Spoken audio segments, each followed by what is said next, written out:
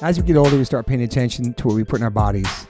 I personally have been listening to my body since I was 18 when I went vegan. I've always been focused on my health. It's super important, mental and physical health. But it's really important for people who are just starting to get more healthy and trying to step up their life.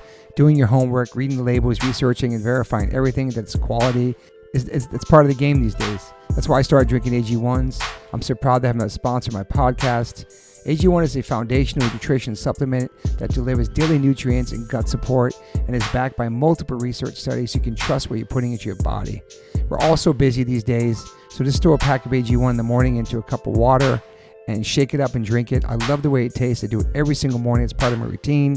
I bring the packets on tour. It's an incredible life changer for me. Many supplements only reference research from ingredients in their product, but I trust AG1 in my daily routine because it's constantly putting the formula to the test. It's backed by multiple research studies, and one of those research studies, AG1 was shown to have double the amount of healthy bacteria in the gut, which is super important because these help digestion in the immune system and the immune health. And these bacteria are known to help with digestion as well, gas and bloating, which I freaking need. And it also promotes regular bowel movements, what I can attest to. In another research study, 97% participants felt more energy after 30 days, and 91% of the participants noticed that they needed less coffee after 60 days. I quit coffee like 5 months ago. I know I'm good on that.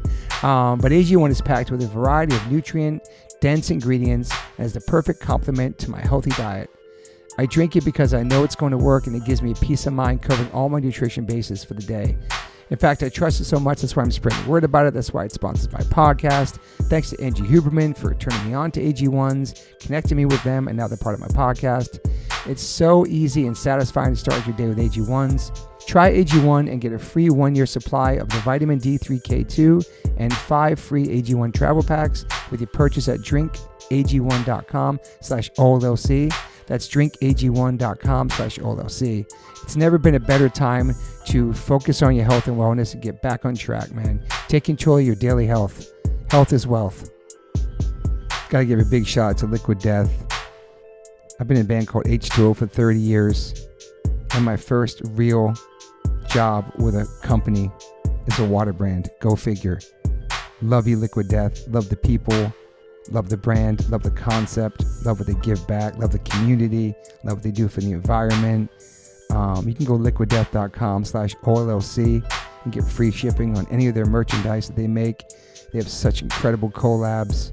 Also, if you want to hear the story of the CEO, my good friend Mike Cesario, on the podcast, you can go to episode 115, part 1.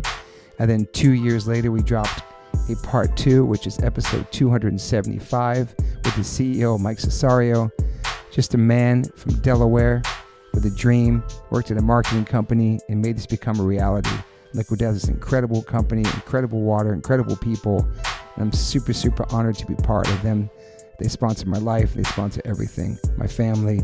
So go liquiddeath.com/OLLC and get free shipping on anything you want to buy on that site. If you want to get water, it's exclusively on Amazon.com.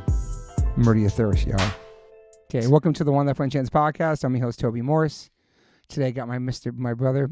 my brother just had a birthday, Mr. Derek Green. Yeah, what's up, man? How you doing? Good to see you. I'm feeling good. Yeah, thanks for being here. Thanks for having me. I only got you for a couple more weeks and you're going tour again, so I think you'll be gone for like 2 years. No, that's not true, but a long time. Well, the world tour, the final tour is going to be like 2 years. Yes, the final tour. I'm going to keep slowly talking about the Sepultura ending, and ever since I can't get your band on the pod, it's going to be you. I know, It's going to talk to you about it. These guys are so busy. All right. Busybodies, but we'll get them here. Okay. For sure. Well, I got my friend here and sitting in front of me, finally made it to the pod. We can talk about this for months. See. Nimai Delgado. There you go. Delgado. Nimai Delgado. It's such a it's a strong name. Spanish, we're saying. You said it was Italian, though. I know. At first I was saying like Delgado, and then it was like it's actually pretty good. Delgado. It's pretty good still. Thank you for being here, man. Yeah, of course. Thanks for having me, guys. Awesome. We met you at the Don't Eat the Homies party. Yeah. But I definitely heard your name throughout yeah. the vegan Illuminati for the past couple of all that stuff. You know I know that Tanya, yes. who had the show with Highway to Health, she's such. Yeah. Tanya's amazing. Yeah. Yeah. I mean, you're in the space long enough, you kind of bump shoulders with enough people. Yeah. I was surprised we haven't met too, because Alex, I know. one of my Alex, best friends, Yes, exactly. Thank you for being here, man. And I don't know where to start first. I know he had all kinds of crazy life from Mississippi. Yeah. What? Yeah. I didn't know that. Yeah. Dirty, Christian dirty, conscious, dirty Christian South. conscious upbringing. Mississippi, I don't hear your accent there. Yeah. Well, it's kind of a interesting story. Both of my parents are from Buenos Aires, Argentina. Argentina, yeah. Yeah. So, Oh, so I can check the like, notes, huh? yeah. So, like many people that were exposed to Krishna consciousness in like the 70s, 80s, they jumped headfirst and went fully in, became renunciates, went to go live in a temple, devoted their life to their spiritual practice, and then heard about an opportunity to come to Mississippi, of all places, by their guru, and gain like a religious visa kind of citizenship situation. So they were like, "Yeah, let's go." So my mom and dad. I'm sorry, who was the guru? It was just their I don't know his name. Okay. Yeah, I don't know Why, his you know name. some gurus? I've heard of some gurus, but, Yeah. from that time period that were Yeah, very popular. his name is Acharyapad. He's one of the disciples. I know Prabhupada. He was one of the disciples So of he's a Prabhupada. Prabhupada. That's a classic one. We all I know that one. Yeah. too. He's the man. Yeah. Yes. So Because of the Chromatics, part of I know that that. discipline, discipline. And so anyway, yeah, my parents came with 2 kids, pregnant with me, moved to Mississippi. From Buenos Aires. From Buenos Aires, yeah. We moved to, it was like a spiritual community, farm community. We had a temple, had garden, we Did had they have cow any farms. idea what they were getting into as far as like Mississippi?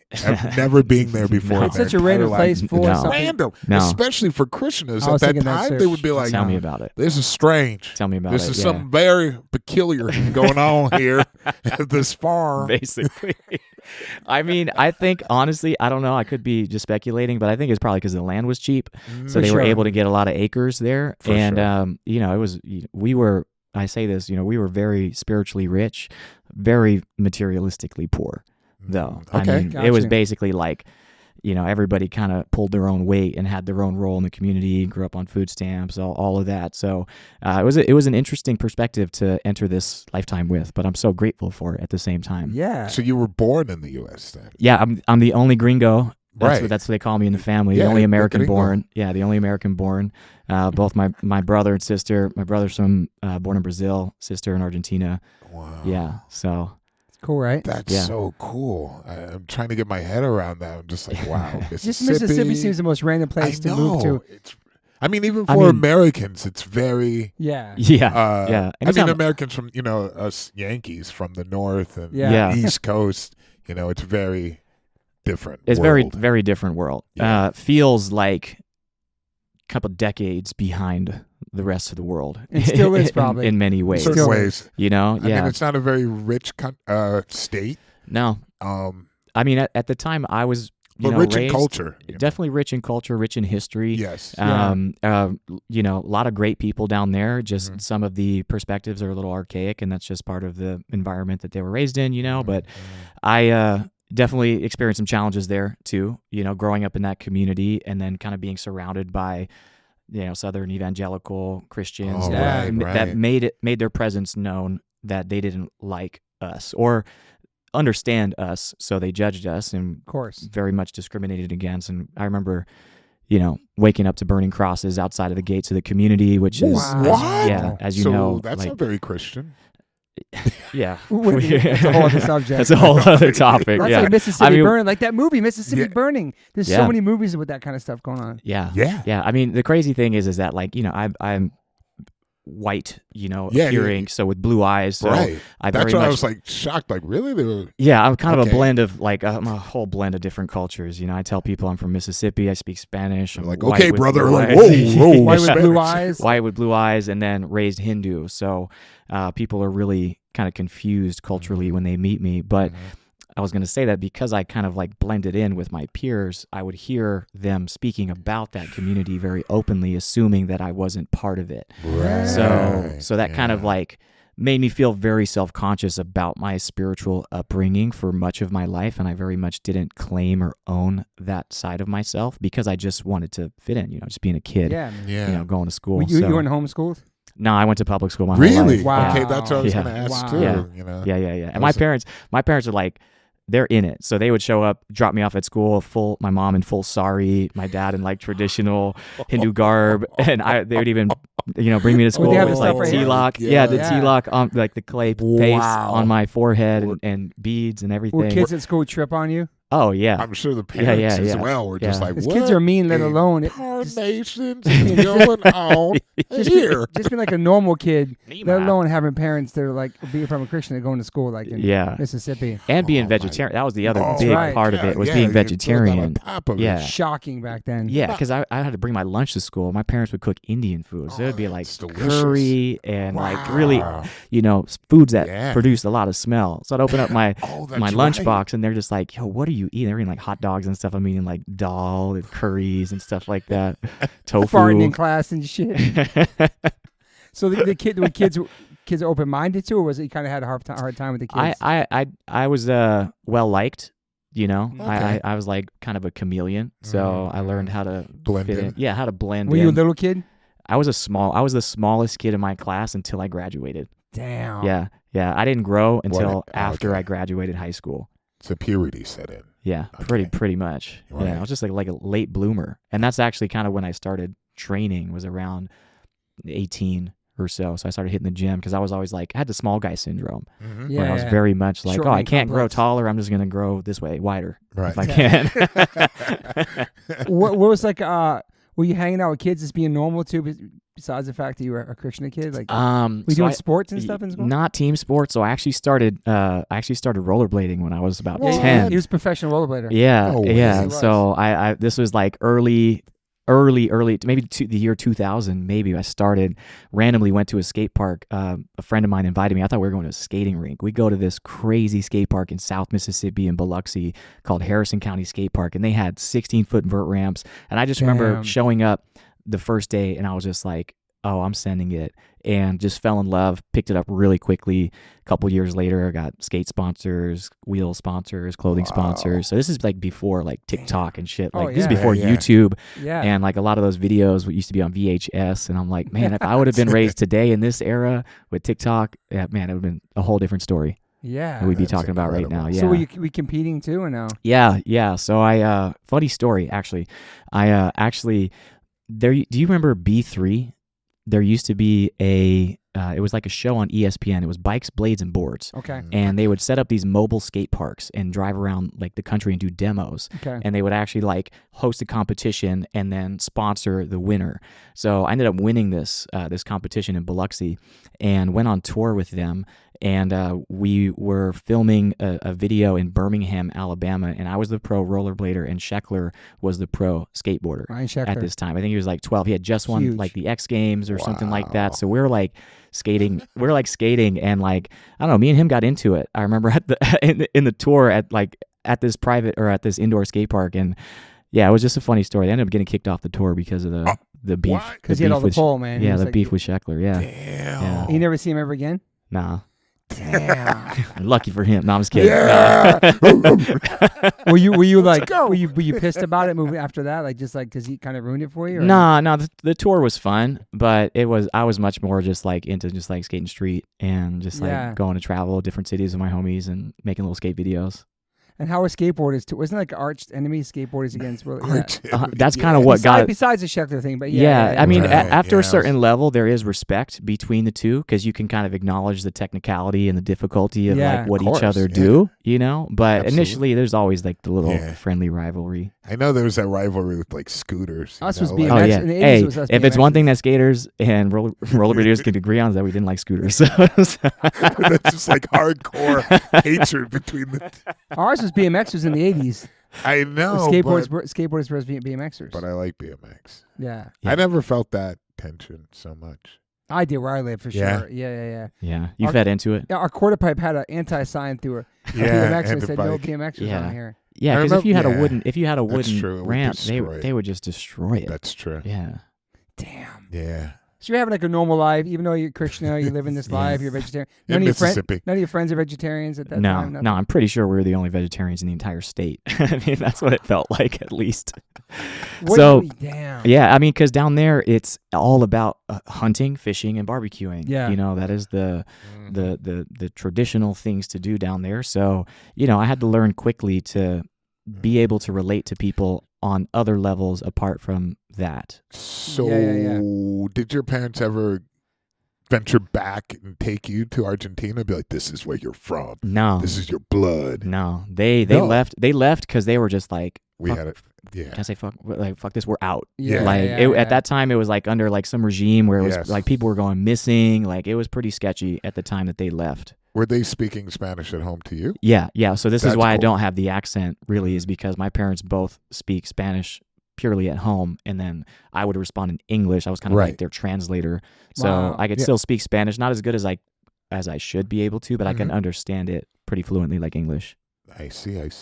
Damn. Yeah. So you good in school? Good grades? Yeah. Graduated pretty close to the top of my class. Excellent. I was always very intellectual. I used to win the superlative, where it was like the most intellectual or whatever, like a couple years in a row. Okay. And then ended up going to LSU for my engineering degree. Nice. Yeah. Excellent. And that's in Bakersfield? No. So that was in Baton Rouge, and I graduated That's right. and then moved to Bakersfield after I From Baton Rouge to Bakersfield. I mean, that's from Mississippi, Baton Rouge. Yeah. No. To the Mississippi of California. Right. And why'd you pick engineering? Purely for the money. Okay. Oh, okay. I'm not gonna lie. Like Right. again, I growing up. What type of like, engineer? Like mechanical. Mechanical. Yeah, Yeah. mechanical. I was an So engineer. you know, growing up, like I said, a lot of financial challenges growing up. So that kind of like put things into perspective. I just wanted to not struggle financially, and that was kind of like my number one objective. Like I just want financial security and stability, and engineering kind of fit the bill, where I was like, okay, I'm good at math. I never really thought about like, do I want to do this? Like, do I love any part of this? I was just like, I can get paid a lot of money to do this. So that's why I went into engineering, and then went into oil and gas, which they pay pretty ridiculous amounts of money. Crazy money. So like 20, 22, 23, got like a job offer, 6 figures plus. And so I was like, I made it. So that's why Bakersfield. When people ask me, It's like, what's up? I was, persuaded. Yeah, that's crazy from Mississippi to Bakersfield. It's like, Yeah. you know what I mean? Absolutely. It's two different worlds. Two places that if you're from America, you knew you wouldn't probably want to live there. Yeah. No disrespect. I'm saying, like, if I was born in New York, I'm like, I want to move to Mississippi or Bakersfield. I was born in New York or Cali. You got a point. You know what I'm saying? Yeah. No You disrespect definitely- to Bakersfield or No, Mississippi. you're right though. You have a point. But he was in L.A. He wasn't in New York. He was like in New York City. No, Look, bro, I saw California. That's all I saw. Right. I saw Yeah, palm yeah. trees. I saw LA beaches. I saw Santa Monica in my head. right. And then when I got there, pulled the old bait and switch on me, Right. and ended up, cow fields and oil fields, and fields, not much to do, which ended up being like a huge blessing, though. To be honest, like I couldn't be more grateful for my time in Bakersfield, because that's where I really fell in love with fitness. It was like an incubator. There was nothing else to do. Were you working out before you left Mississippi? Yeah. So So my last year of college, I got pretty into fitness as a result of a breakup. So got you. Okay. yeah, just like that. There's a saying in bodybuilding that breakups make bodybuilders, and it was very true for me. Did you ever eat meat? No. Never, Never. ever. He's like, Max, never. Yeah. So It's pretty cool. yeah, a lot of people ask me why I haven't tried it, and it's just like, it's working for me. Yeah. Right. Like I always felt great, always felt good, and it just the thought of harming another animal just for a momentary sensory gratification, Yeah. it just never really made sense to me. So that's Yeah. kind of like, I've always been an ethical vegetarian, and like more so as like from a spiritual perspective, because that was the belief system that I was taught when I was younger, is that every action has an equal and opposite reaction, so karma is going to find its way back to you. So if you cause any suffering to another being, whether it's directly or indirectly, it's going to find its way back to you and prevent you from spiritually advancing. So from my perspective, I was like, regardless if it tastes good or not, I'm not arguing that. It's for my own spiritual advancement. I want to put that in the best possible position. I love that. And most Krishnas, not speaking for all of them, but they're mostly not vegans. They're just vegetarians, right? Vegetarian, yeah. And the cow is sacred. I know that. And Yeah, I wonder man. why it's not a vegan thing.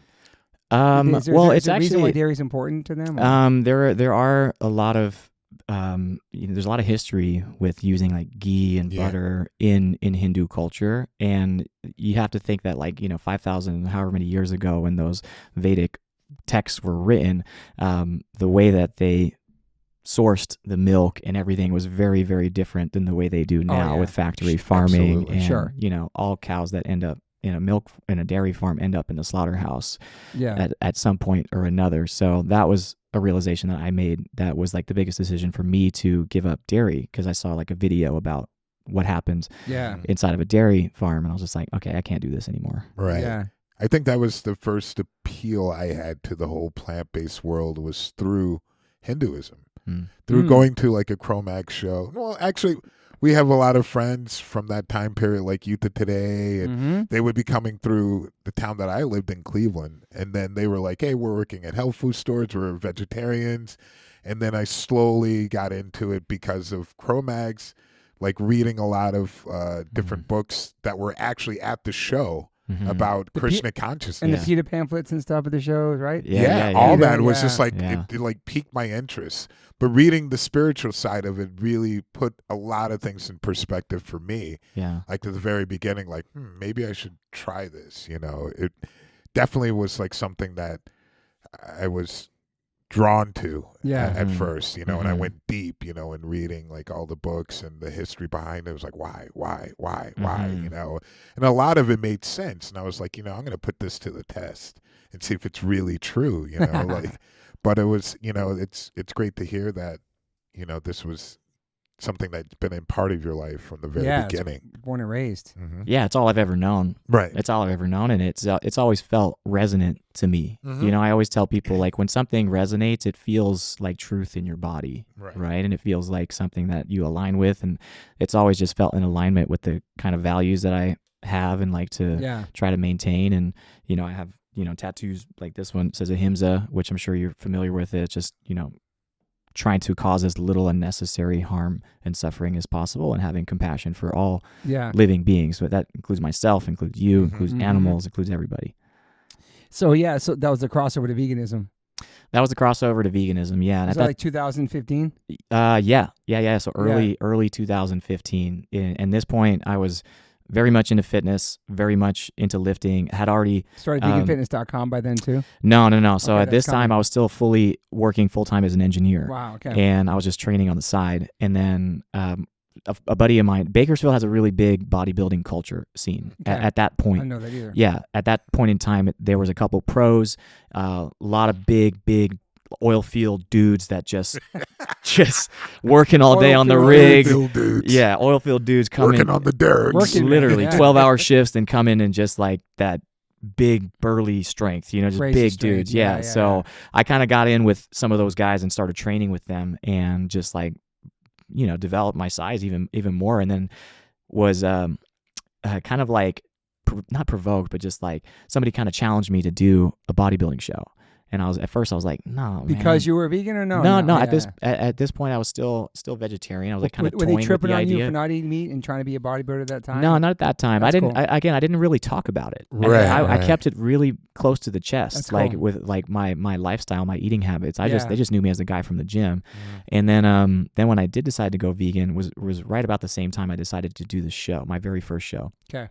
And prepped it entirely, had to learn how to prep for a bodybuilding show, and then also learn how to give up dairy, because that was the only thing I was really eating. But it was also a big part of my diet at that time, because it was like whey protein and cottage cheese, Greek yogurt, just cheese in general as a vegetarian is like a pretty big staple. Oh, it is. Right. It's like the one option at all the restaurants. It's like the cheese pizza. I think it's the thing that almost makes people not become vegans, is giving The up cheese. that cheese. Yeah. It's the last thing. Which is kind of crazy, but not so crazy because there's, addictive property that's Exactly. in it. So, Yeah. I mean, it was actually much easier to stop than I imagined in my head, to tell you, for me, at Cheese? least. Yeah.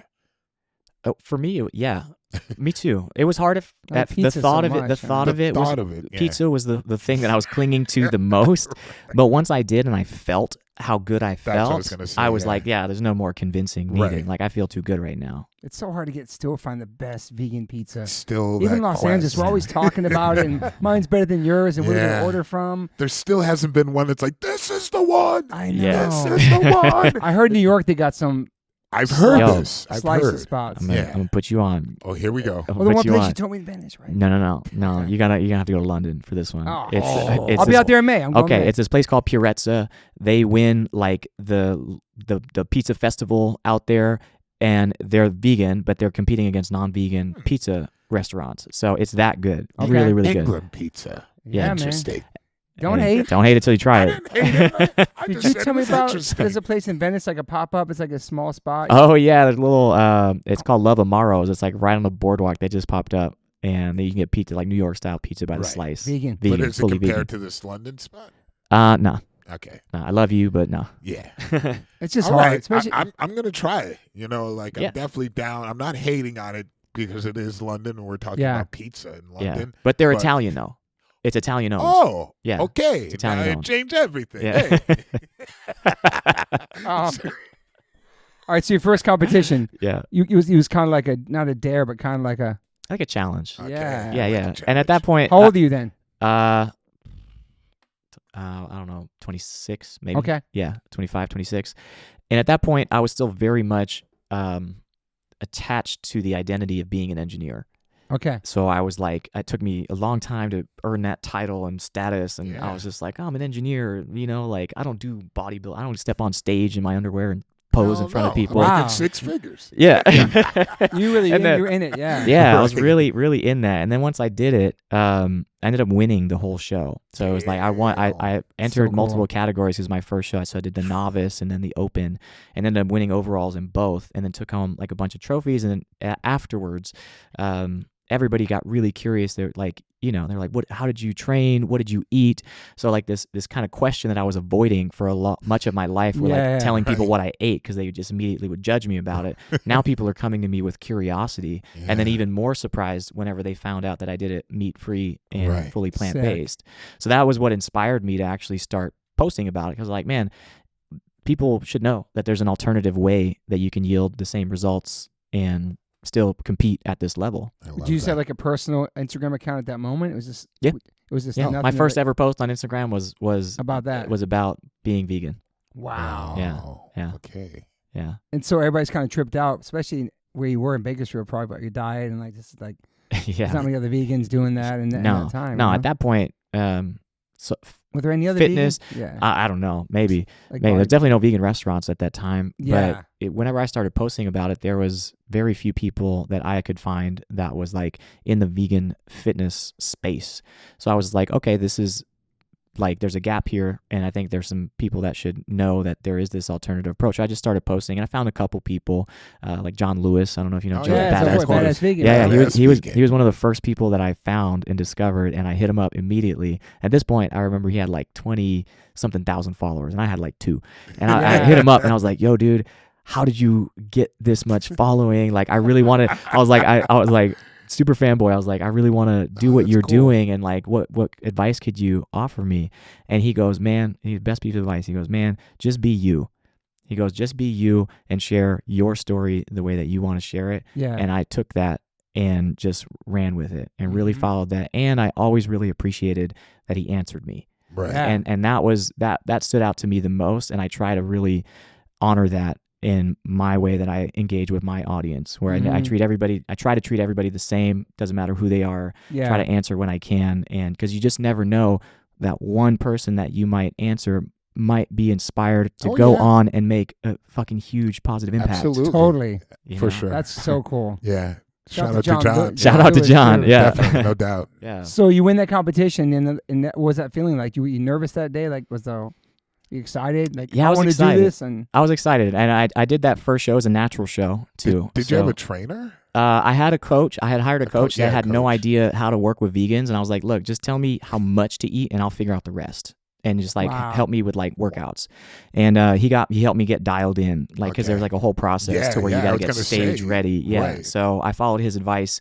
Shout out Mike Brown in Bakersfield for that. Bro. Yeah. And we ended up winning. And then like 4 weeks later, you know, at that show, this was pretty interesting. At that natural show, it's called the IMBA.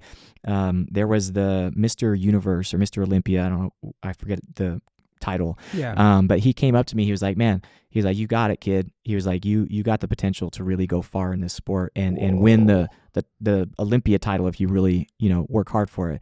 And that was supposed to motivate me, but it didn't. It did. It What? actually was like, man, I want competition. Like, I don't want to just be handed something. Yeah, and I was like, I think I could compete with these guys that are in the untested league and hold my own. So 4 weeks later, I did my next show in Fresno and ended up winning the overall there. And I was like, I could totally hold my own. Because everybody kept telling me, they're like, yeah, you can't, you know, build muscle on a plant-based diet. You definitely can't win a bodybuilding show. Right. I remember reaching out to some of the top coaches when I was looking for a coach and sent them emails, and they rejected me. They were just like, I'm not gonna work with somebody who's vegan because you're just never gonna make it. I don't want to waste your time. And you can't get enough protein, you can't build muscle, and you definitely can't win a bodybuilding show, so I'm not going to waste my time. And that makes you want it more, improve more, like, right? Yeah. I got my sweet revenge because I remember I did find a coach, shout out Omar Ventura from San Jose. He was really eager to work with me. He's like, I never worked with a vegan, but I'll help you get to that next level. Cool. And a year and a half later, I go for my pro qualifier in Vegas. It's like the biggest show, like one of the biggest, toughest shows of the year to get your pro status. Yeah. And it's like probably like 70 guys per category. Normally it's like 70 guys per show. So like per height class. It was a big show. And height class. So in my category, men's physique, it would go by height. So they they put you in A class, B class, C class, D class based off your height. I'm average, by weight. Not by weight. I see. No. Okay. So you could be the same height as somebody, but they'd be 20, 30 pounds heavier than you. So made it a little bit harder to kind of compare. Right. But I remember I was backstage at that show in Vegas, and you know, I was dialed. I was ready. And the coach that I had reached out to, he's very popular. I won't name him, but the very popular coach for men's physique came up to me backstage, and he was like, yo, dude, he's like, you look phenomenal. They had no idea who I was. Damn. And I ended up beating all his guys and taking home the pro card. And I was just like, yes. Thank you. Yes. Thank you, man. I didn't say anything, but thank you. Sweet redemption. So do you start making money from those too, or those just how does that work? You have to pay to do it? And then No, if you get into bodybuilding for like competitive bodybuilding for the money because you think you're going to win prize money, no, it costs you lose money. It's a loss. You spend a lot with food, right? Food, travel, tan, supplements, you know, all of it, all of it. Speedos. It costs a couple grand to do a show after it's all said and done, and even if you win the overall, you might win $2,000. So so you had to really pay attention to the supplements to make sure that they were vegan. Was that a problem, or it was a challenge? Yeah, it was definitely, because at that time too, there wasn't a whole lot of vegan options. So I would have to get like, you know, vegan protein powder at that time was like kind of shitty. So it was like it was like gritty, and I couldn't find one that I really loved. So I'd have to get this product from this brand, and then this multivitamin from this brand to make sure that it was all plant-based. It wasn't like one cohesive brand I would go to. So it was a bit of a challenge, but it was a learning curve. Right. It was definitely a learning curve. Damn, and so you start traveling around doing that stuff too, or just so you get real serious about it, right? So then still engineering. This is 2016, 2017, full-time engineer. Full-time, 10-hour shifts every day, and then go home, meal prep, 2 hours at the gym, do my cardio, and it was kind of like a running office joke. It was just like this. I would walk around with like my gallon of water in the office, and everybody would know me as like the vegan bodybuilder dude. And actually, it inspired like almost my whole department to go vegan at one point. Yeah, wow, it was pretty cool. I was like trying to lead some like health initiatives within the corporate setting, because it was just like they were just bringing donuts and shit like that. I'm like, look, I can't eat this shit anyway because it's not vegan, but I wouldn't eat it either way. I was like, what about some like fruit platter? You know, when we have these meetings and catering, and like, you know, these are oil field guys too. So and whenever we'd have meetings, I was part of a what's it called? Like a department called mechanical integrity. So we were in charge of making sure that all our stationary assets, so pipelines, vessels, and tanks, didn't explode and didn't leak. So I was in charge of all the non-destructive testing, scheduling X-rays, GUL, like UT, all these things where we make sure that it wasn't corroding to where it was fit for service to handle the pressure and the environment that it was operating in. So it's a very, very stressful and important job. And it was kind of like the police, because I would have to go in each department and be like, hey, we got to shut down. We're going to have all the shutdown costs, and then we're going to spend $1 million on this project. And nobody liked me because I was just like a huge expense. It's reality check. Yeah. And it was also a lot of responsibility for 20, the company 40. had to have a person like you there by law? Yeah. They have to follow the law. But and it's the company hires you to be there Yeah. and be a part of it. So you're not hired by the state. No. So I was in-house. I was in-house. see. So I would hire all the contractors and manage the contract crews that would do all the inspections and then do all the analysis and then make suggestions to the operating team. And would they, I mean, I don't think it would be possible for them to be like, hey, come on, man. No comment. Okay. Okay. But I will say, I always tried to maintain my integrity and be like, look, you sign off on it. Right. This is my Yeah, recommendation. If you would Right. do what you want, but you got to sign off, or you're above my But pay you grade. always made sure that your recommendation Absolutely. was... Absolutely. Okay. Like safety was always number one. And, Right. and I actually give a shit about it's ironic because I worked for an oil company and was vegan and was doing all this work on social media, but then also I felt very hypocritical because I was working for an oil company. Interesting. But I also had just spent, 5 years in building up a massive amount of debt so I could get my engineering degree so I could work to pay it off. So I was like super conflicted. Wow. Yeah, at the same time, but I did see it as important work because I was protecting people and I was protecting the environment at the same time. That's how I see it. Yeah, I you mean, need good guys on the inside, Yeah, exactly. Of Yeah, course. no doubt. How long were you there for? 5 years. 5 years. Wow. And then I quit in 2000, late 2017, 18. Yeah, late 2017. And by this time I had transferred to Long Beach and was operating. That's better than Bakersfield. Oh, it was a huge upgrade. I was on the beach. I mean, Long Beach is what it is. I liked Long Beach, but it was a huge upgrade from Bakersfield, bro. Absolutely. And they have these like islands off the coast of Long Beach. I don't know if you've seen them before. Those are oil rigs disguised as islands, and they have directional drilling that goes underneath the surface of the earth and then goes under the land, under houses and stuff like that, because they can't drill on land anymore. There's some acts that have been passed in the past. So they got clever and they just went down and over. So my job again was to maintain integrity of all these piping and vessels and everything. So it was even higher risk environment because we're surrounded by people now and in a harbor. So I was even more stressed out about it at this point. I just didn't like, I thought, the environment was going to make it better. And I remember I had went to, by this time I was doing speeches too. I was getting invited to like kind of tell my story and talk about being a pro bodybuilder, pro vegan at these like vegan kind of like conferences and stuff. That's cool. And I came back from one of these conferences one day or after I gave a speech, this guy came up to me and he was very moved by the content that I had put out. And he told me something really personal and powerful. He was like in tears and he embraced me and he was just like, hey man, because of you, I think that my mom's life was saved. And I was like, what do you mean by that? And he was like, I discovered living plant-based because of you, and she had type 2 diabetes, and I started feeding her, and her symptoms were so bad that she couldn't get out of bed. She couldn't walk, and then now she's walking around the house. She's regained her health, and that to me was so moving that I thought about it and reflected on the way home. I was on the airplane, and I was just like, man, what am I doing? Like, what am I doing with my time and energy? Like, I'm doing a disservice because all this time that I'm spending in an office doing some shit I don't give two fucks about. Yeah. like working for an oil company, and yet I could be posting more about this and educating more people that is actually making a difference in their lives. Even if I don't know them or don't hear about it, that one story gave me the confidence to come home and quit my job that week. Damn. Yeah. Just quit and that's it.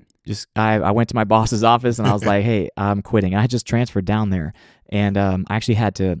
So when you transfer, they make you sign a contract, and they're like, you got to stay for 2 years, and they give you because they give you like moving bonuses, and I had like a cost of living bonus allowance that like bumped my salary up. So I knew I was like kind of on the fence of quitting. So I was like, I'm just gonna put this money aside. So I actually ended up having to pay back money to quit. So that's how I feel like that was a test from the universe. Like, how badly do you really want it? Yeah. So I paid I think it was like $15,000 back to this Those company guys are so, to quit. They Oil really company? think. Yeah. They were just like, yo, They're covering their on ass. yeah. They're covering their ass. Yeah. Wow. So I go into my boss's office and I tell him, I was like, hey, I'm gonna put in my 2 weeks.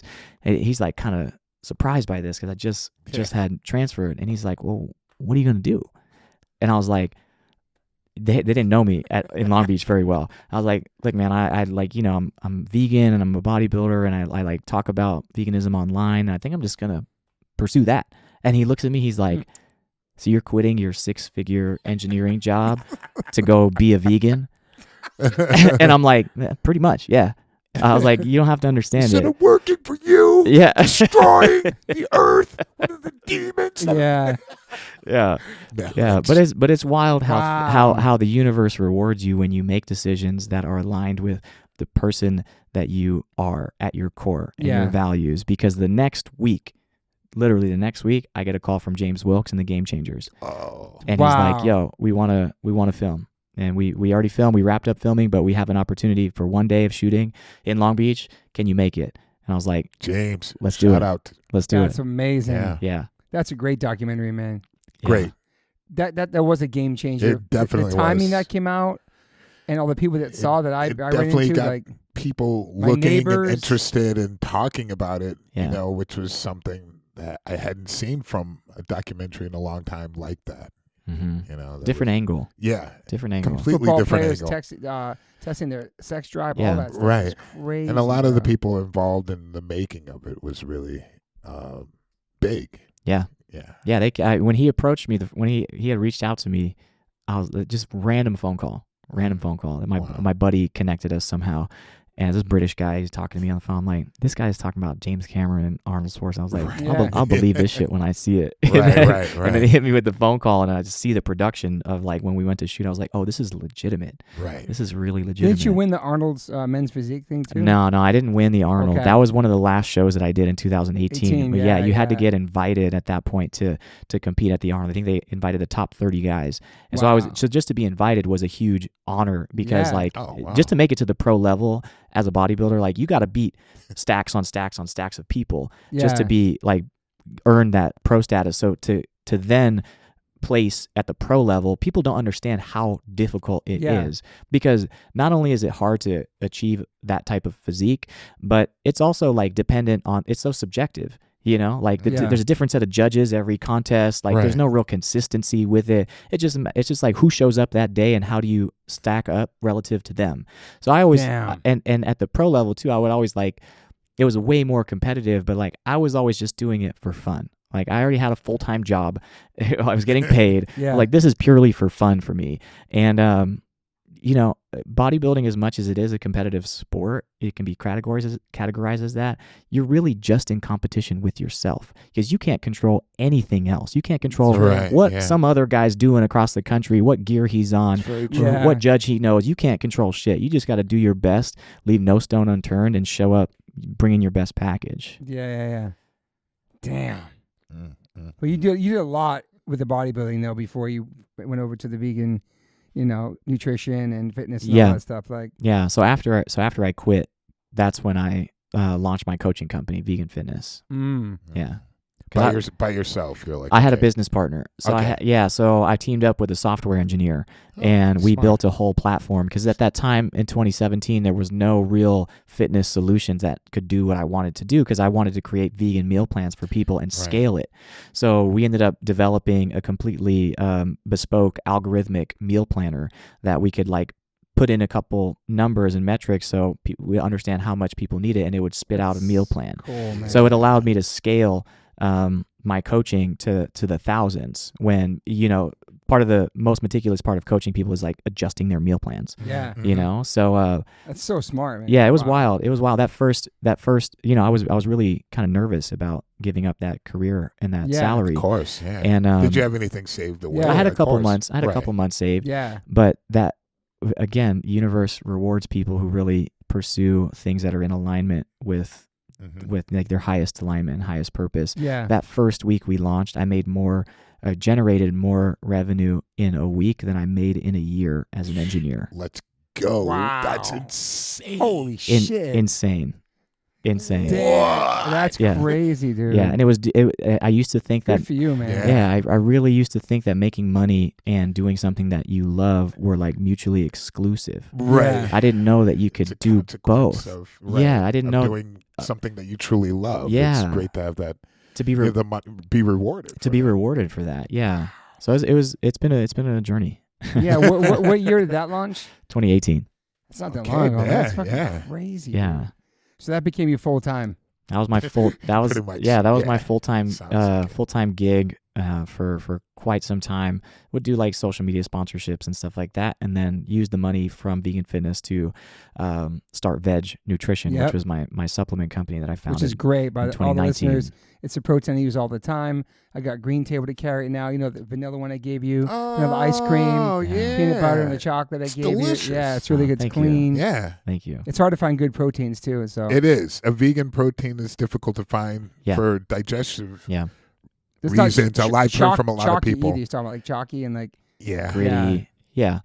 That was that's cool. that was one of the challenges that I kept facing whenever I was like finding vegan protein brands. I was like, this one kind of tastes like dirt. It's Yeah. a real gritty. They're usually pretty bad. Yeah. I thought, like all And no sugar and all that. Yeah, stuff. it had right, like no sugar. natural flavorings Right. and like wasn't organic, and these were all the things that I personally wanted to find. So I was like, cool, like let's just create one. Mhm. Like Yeah. just like again, I'm just a guy that likes to figure out how shit works. That's like how my brain works as Yeah. like engineering kind of brain. So I was just like, okay, well, I'll just figure out a formula that I really think will be best suited for the type of fitness that I want to do, which was bodybuilding at that time, and want to make it as clean as possible and source the highest quality ingredients. And that's kind of what gave birth to Vedge. I was like, I'm just going to apply that to all of the different categories of supplements Mhm. and see what we can create. So that's also been a fun journey because it's not my background, but Yeah, it's like creating like a protein powder. I wouldn't know where to start. Nope, I know wouldn't the either. stuff I would want in there probably. Yeah. Like the basics. But like, Water. like how is that process? Like, it's all made in California. it's manufactured in New York. Oh wow! Okay. Yeah, in New York. So Well, that's right. You told me that Long Island, yeah, and Strong Ronkonkoma. Island. Okay. Ronkonkoma is that how you say it? Ronkonkoma. Yeah, Yeah, Ronkonkoma. yeah. Hell yeah. That's even cooler. It's made in New York. That's right. Strong Island. Yeah, Represent. Strong Island. I love that. I wonder what other proteins are being made in protein powders in New York. I just think about California when I think about that first. Mm-hmm. That's cool. Yeah, Yeah. Does this Yeah. place make a bunch of other different proteins? No? Okay. they do. I They do. see, Yeah, I I found these see. guys, partnered up with them, and we were just So like, you give them like a formula. yeah. So we work together. They okay. have a lot of industry knowledge I see. and a team and They researchers. do the distribution and Yeah, everything. Okay. They yeah. have it We've all we've kind of together. outgrown our initial distribution. Oh. Okay. So we've had to like kind of scale into that. So that's been like it's just been an interesting like just process to grow and Sounds scale. Really interesting. Like a physical product business. Because Right. before I was just in digital services Yeah. with doing online coaching. So it's a totally different animal. Yeah, then there's like vegan body. Why my voice is? Yeah, it's like I don't know why I'm laughing, but you just sounded. Here we. well, you're also like a transformation coach, all that stuff, right? Yeah. Yeah. So And are you a nutritionist too, certified? plant-based nutrition. Certified. Yeah, certified. That's Okay. cool. Plant-based nutrition. It's so necessary and so needed, Yeah. Yeah, especially for listeners sure. right now who are like thinking about maybe Mhm. trying like Meet This Mondays or been listening to the podcast for a long time. We always bring up our diets and Mhm. how we live. Just for like the nutrition part is so important. People like just think I'm gonna eat a bunch of. I'll eat the fake meat, so I just eat all this stuff and not really thinking about what Right. goes into and, it. and for each person, it's different. Correct. Totally. Absolutely. Totally. Yeah. Yeah, there is no one size fits all when it comes Yeah. to nutrition. Right. So how do you figure that out? You know, I mean, you're doing personal Yeah. training, like one-on-one. That must be Yeah.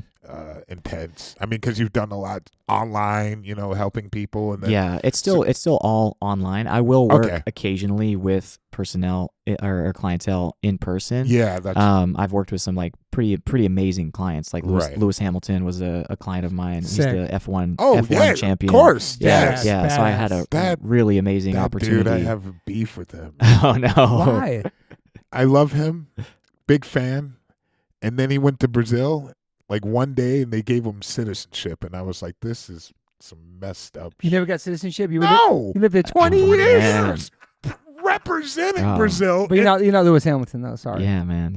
I didn't You say haven't I owned a car. was. You haven't owned a car since 1980. You've been drove in 30 years. I didn't realize they're giving, nationality to people who drove cars. Instead of repping the country for 20 years and talking good. He's a badass, though. He is a badass. He is. It was a pretty life-changing opportunity Wow. to work with somebody that operates at that level, because he's only a couple years older than me, Right. and what that showed me was that really anything is possible. This guy has created a life for himself where he's just driving the best super race cars on the planet. Yeah. On the planet, and hard just to imagine. being in his presence and learning from him and just seeing how he chooses to make decisions and everything. It was a really cool, eye-opening experience that I learned a lot from him. That's cool. Great human. I would like to get into the nutrition stuff too. Let's do it. Yeah. Just because let's that's just go. like a big Let's part of go. the thing, I like protein definitely and have a just lot all of that. different questions. Yeah, of Because I'm trying to course. step my protein up this year. As I am PT, I Let's hurt my go. knee. Trying to run a marathon. I'm going to be 54 years old. You- I have chicken legs. You have those Morse legs that Kermit the Frog that legs. have kind of grown. I've seen with your son, and I haven't checked out Todd's legs, but I'm assuming he has those Morse legs. But somebody was telling me you need to build more muscle in your legs, and probably would help in preventing the injury. Yeah, I would have prevented it in the first Yeah. place if I did have more muscles up here in my. Mm-hmm. Well, the ones right here, I should know Your by quads? now. Quads, bro. Yeah. So I've been in PT with Jessica Alexander 3 days a week. Amazing. Shout out to Jessica. Shout out. Nike SB, strength and conditioning. Oh, great. And she's telling me I have to step up my protein. She told me today, she'll Right. talk like, you have to start eating more. I don't think I eat enough Right. for how active I am, That's kind of the biggest problem that most people have. Mhm. It's either overeating or they're not eating enough. Right. And Yeah. as you age, you tend to eat, at least from my experience and with working with clients, it seems like they tend to eat less. And I think there's a couple of reasons for that, but you definitely want to make sure that you're getting adequate protein for whatever type of, I know you started running and you're training now. It's like burning. Yeah, so you definitely want to make Intermittent sure. fasting, what do you think of that? That's good, but it's going to make it a little bit more hard to get in those calories if you shorten up your eating window. Yeah. You know? I'm on it now for a month, and I love how I feel on it, though. I eat from 12 to 8. Yeah. Yeah, You got a pretty amazing metabolism. You should. I don't know. I think you should keep it going. So, Yeah, how important is breakfast? Your opinion. It depends. I think, if you feel great on fasting, again, there's no one size fits all. I'm a Yeah, big that's believer true. in what works for your schedule, what works for your lifestyle, and how do you really work around that to make it to where you actually follow healthy habits. Because when you try to rework all of the way that you live, there's a good chance that you're just going to feel overwhelmed and abandon the program altogether. True. So I always like to meet clients where they're at, and we're like, okay, what are the kind of low-hanging fruit that we can start to shift right away, to where you don't have to overhaul everything, and that way you can kind of slowly start to improve and expand on these habits till eventually it just doesn't feel like you're following a program. It just feels like you're just living your life. People ask me all the time, how do you stay lean year round? I'm like, I don't feel like I follow a program. I eat whatever I want, but I do follow some fundamental principles, I always choose everything's plant-based. So that automatically eliminates a lot of unhealthy shit, right? Yeah. I make sure that I have my protein shake in the morning. So to hit that, those protein targets that I need, because I am an athlete, I have more muscle. So I do need and require a little bit more protein than your average person. I always include whole foods like rice, potatoes, tofu, tofu, green veggies. I try to have those in every meal. I try to eat a lot of color. So it's just kind of following these really basic principles. If you make those decisions with each meal, it kind of through process of elimination only leaves really nutritious, healthy food. Yeah. And then you just have to concern yourself with how much. Right. To What if you eat. love sweets? You can still incorporate sweets. Asking for a friend. Yeah. Sugar's the biggest addiction in the whole freaking world. It is. You know what I mean? Yeah. It's hard to quit that, and It can be. but Yeah. even unrefined stuff we get from Green Table is still sweet, but it's like dates and stuff. It's good. It's delicious. I Yeah. mean, it's just like you're saying. It's a matter of how much. Yeah, it's a Yeah. matter of It's a balance. relative It's to what else you're eating. Right. Yeah. Right. And- If it's And all for- you're eating, then definitely it's not good. And for the listeners who say, I want to be vegan, but I can't afford it, it's too expensive. It's too Oh, man. expensive. Look. I'm It's back really to the pricey. basics, like some of the top proteins like peas and tofu and all the beans and rice and You can buy those in bulk. There's actually a study done by Oxford that compared the cost of different dietary patterns, and being plant-based was the most affordable, followed by being vegetarian. So I think a lot of the listeners are probably have this problem. as far as prepping. Having these meals, preparing these meals takes a lot of time, and most people don't have that time to create these wonderful meals. I know that I'm impatient at times at cooking, but I love to cook. But I know when people are on the go, they have a hard time. Like, it's so much easier just to buy this here and get this here. Or if they have no time to cook. Yeah, and so I mean, I'm always curious, like, prepping meals, I love this idea of having ready to go. You get home, you just put it, warm it up, and go. That's sick. I mean, the variety of it is what I would love to learn more about, like creating prepped meals, and with variety, for sure, with flavor and things where it's just like, today I'm gonna have this. He's always posting about different things he eats during the day and your proteins and all that stuff. And also where it's not going bad, I guess. I mean, I travel a lot, so I'm always like, I'm not gonna buy so much food because then it's just gonna go spoil. bad. I did love during the pandemic, we were getting Green Chef sent to the house. Yes. Got vegan options. Yes. But what about like meal plans? Would you ever do something like that? Right. Meal plans? Yeah, this is kind of what I specialize in, is helping people create meal plans for themselves. But before we get into like the more tactical stuff, I always like to start on the belief level, right? So the belief that you don't have enough time, I would reframe that. And how would it feel if you just said, it's just not a priority? Instead of you saying you don't have enough time for something, just start saying it's just not a priority and see if that lands differently for you. So it's just not a priority for me to eat healthy. It's just not, because we make time for what we make time for what we prioritize. If your kid had to eat, you would find some time to cook for your kid. Yeah, that is, like that, but we often don't treat ourselves with that same level of care. I mean, it takes a bit of knowledge to know how to do these things. Absolutely. A lot of times people need to learn, or they've never were taught how to create a prepped meal, Absolutely. And I'm not denying the fact that people have very busy schedules and everything, and we inherit a lot of, we inherit our genetics, but really what we inherit as our patterns and our habits from our parents, how they cooked, how they ate. So a lot of times we're not taught, through direct, communication. We're just taught by like osmosis, like learning what your parents cooked and then just eating the same way. And then oftentimes it's not maybe in alignment with the highest, healthiest choices. Good point. So you kind of have to decondition a lot of those patterns too. So, I mean, as far as meal prepping goes, let's just say that you do have just a little bit of time in your schedule.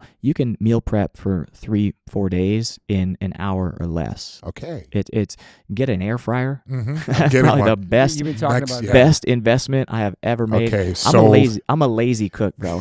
I'm like I follow the keep it simple stupid method. Right. Where it's like I'm not a chef. It still blows my mind that people come to me for recipes and shit, because I'm like sometimes I'm embarrassed. I'm like, dude, I just threw like 4 ingredients in a plate. Right. And warmed it up, but which is fine. Yeah, which is fine because it saves time. So like things that are convenient, shakes, protein shakes, smoothies, you can get in a lot of really great nutrition, and it's pretty transportable. You can bring your stuff with you, and even if you're on the go and traveling, you can always get access to like a smoothie, right?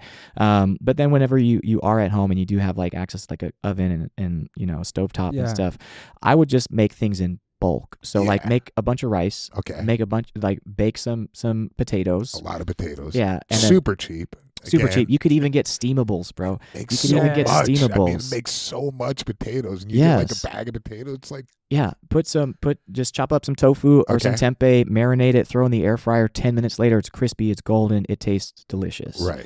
And just even that, just rice, potatoes, and tofu, and just throw some steamed broccoli on top. That's a super healthy, solid meal. So solid, dude. That you can you can change up the flavor profile by getting some different condiments and just like having the same base, but then topping it off with like a peanut sauce or like some salsa or like a hot sauce. So it's like you completely change the flavor profile to where it doesn't feel like you're eating the same thing every single day. I like that. What do you say to a guy like Toby here, who's like gluten-free?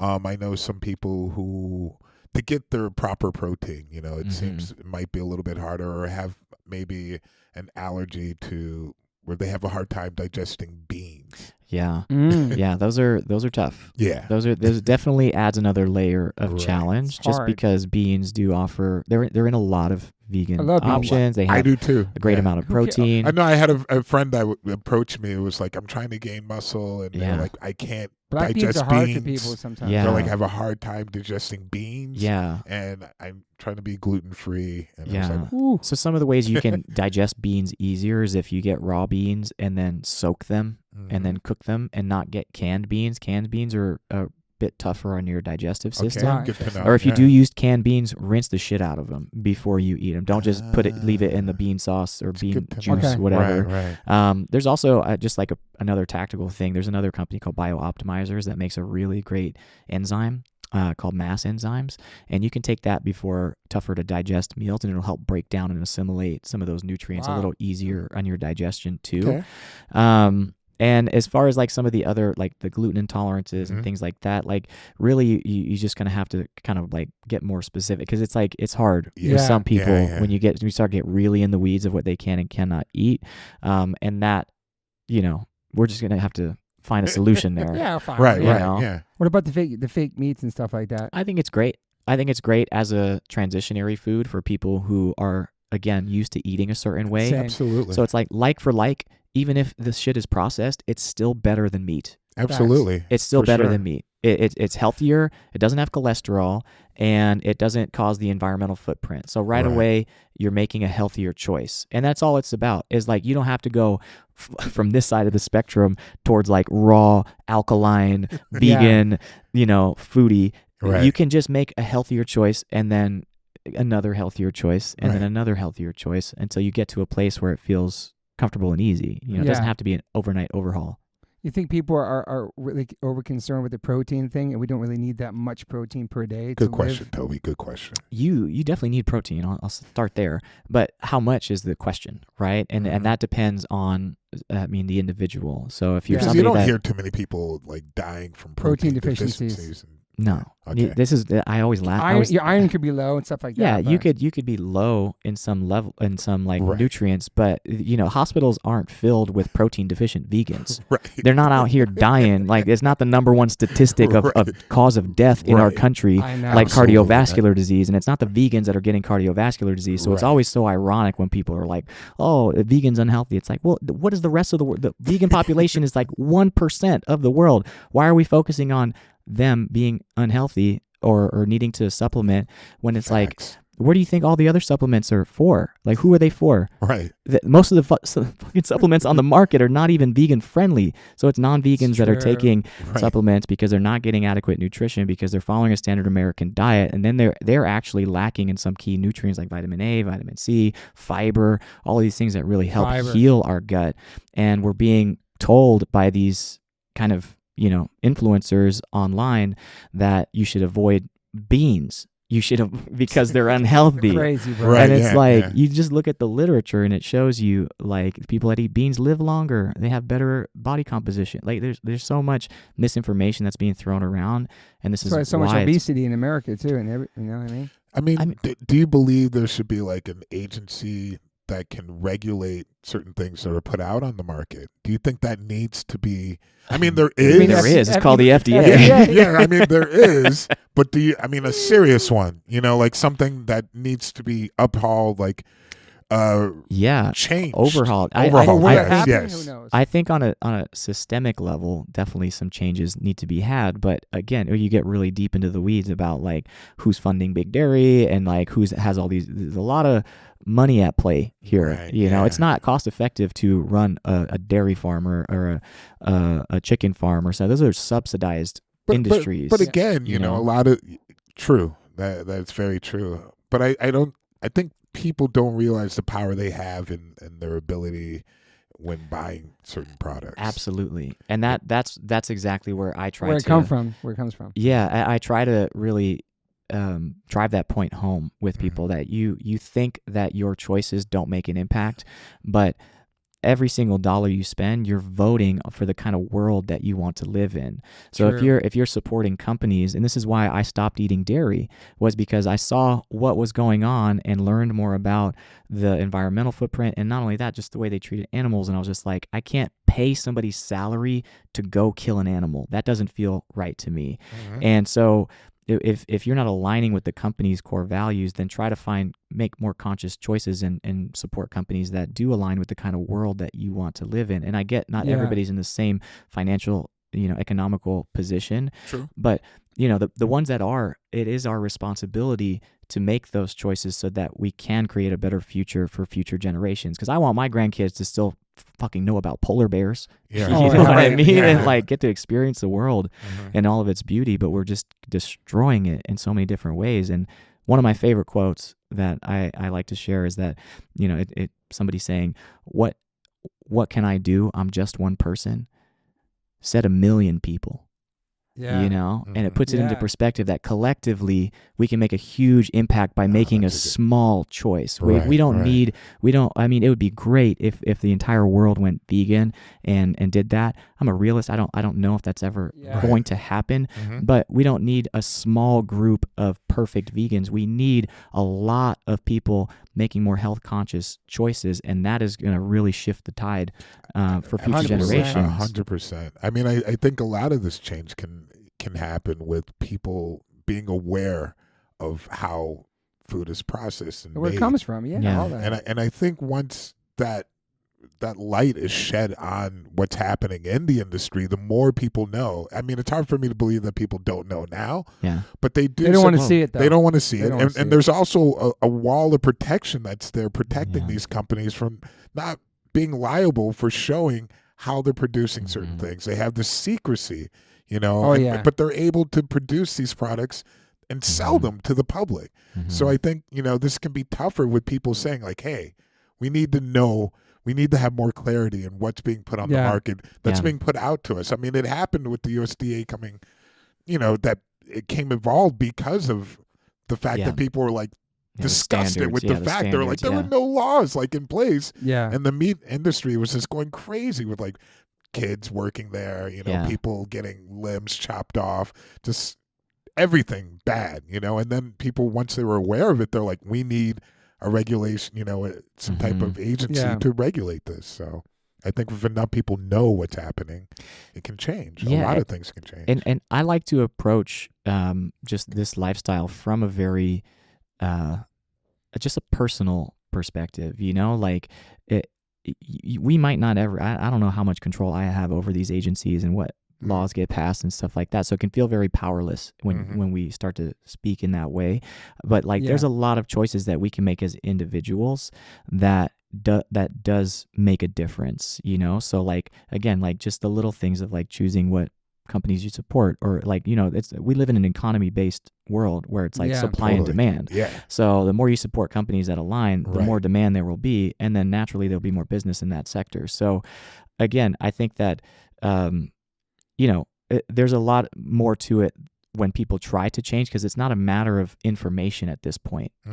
There's all the information available. It's a matter of integration, right? It's how do you help people make those changes when we're so stuck in our ways and the food that we eat is so attached to our identity. Because for many people, one of the hardest things about going vegan is feeling like they give up their culture, they give up who they are, they give up their social experiences and dinners and things like that. So it's about showing people that you can maintain all of that, but just in a new and evolved way. Because it's fascinating, because a lot of people will use that excuse like, oh, it's part of my culture. Yeah. But I don't think a lot of people really understand the core of where that comes from, even in their own culture, you know, a lot of times, which is... It comes down to convenience, too, for people. Exactly. Yeah. You know I'm like, what I mean? I was like, this has nothing to do with your culture. This has to do with, your need, like your desire, It's just like people living with blinders on, not wanting to see where it comes from. They know they can go online and watch a video of a cow farm or a pig farm, you know what I'm saying, a chicken farm. But it's just people know it. They don't want to see it. They just want to live with this one, go without. They love the way it tastes, so they don't want to track it back to where it's from and watch anything. Because and it's also, like you said, it's breaking their foundation, to have that change happen. It's like their identity being changed. Yeah. And it's scary for people to have that knocked underneath you. It's like, this is how I've been living my entire life.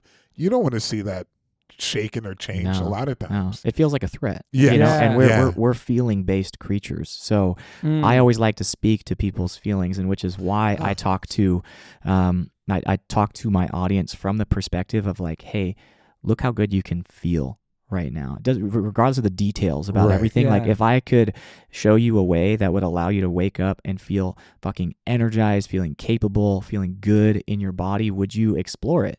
You know, would you like to try that? It's almost like a Trojan horse, right? It's like, look at what you can look like, look at what you can feel like.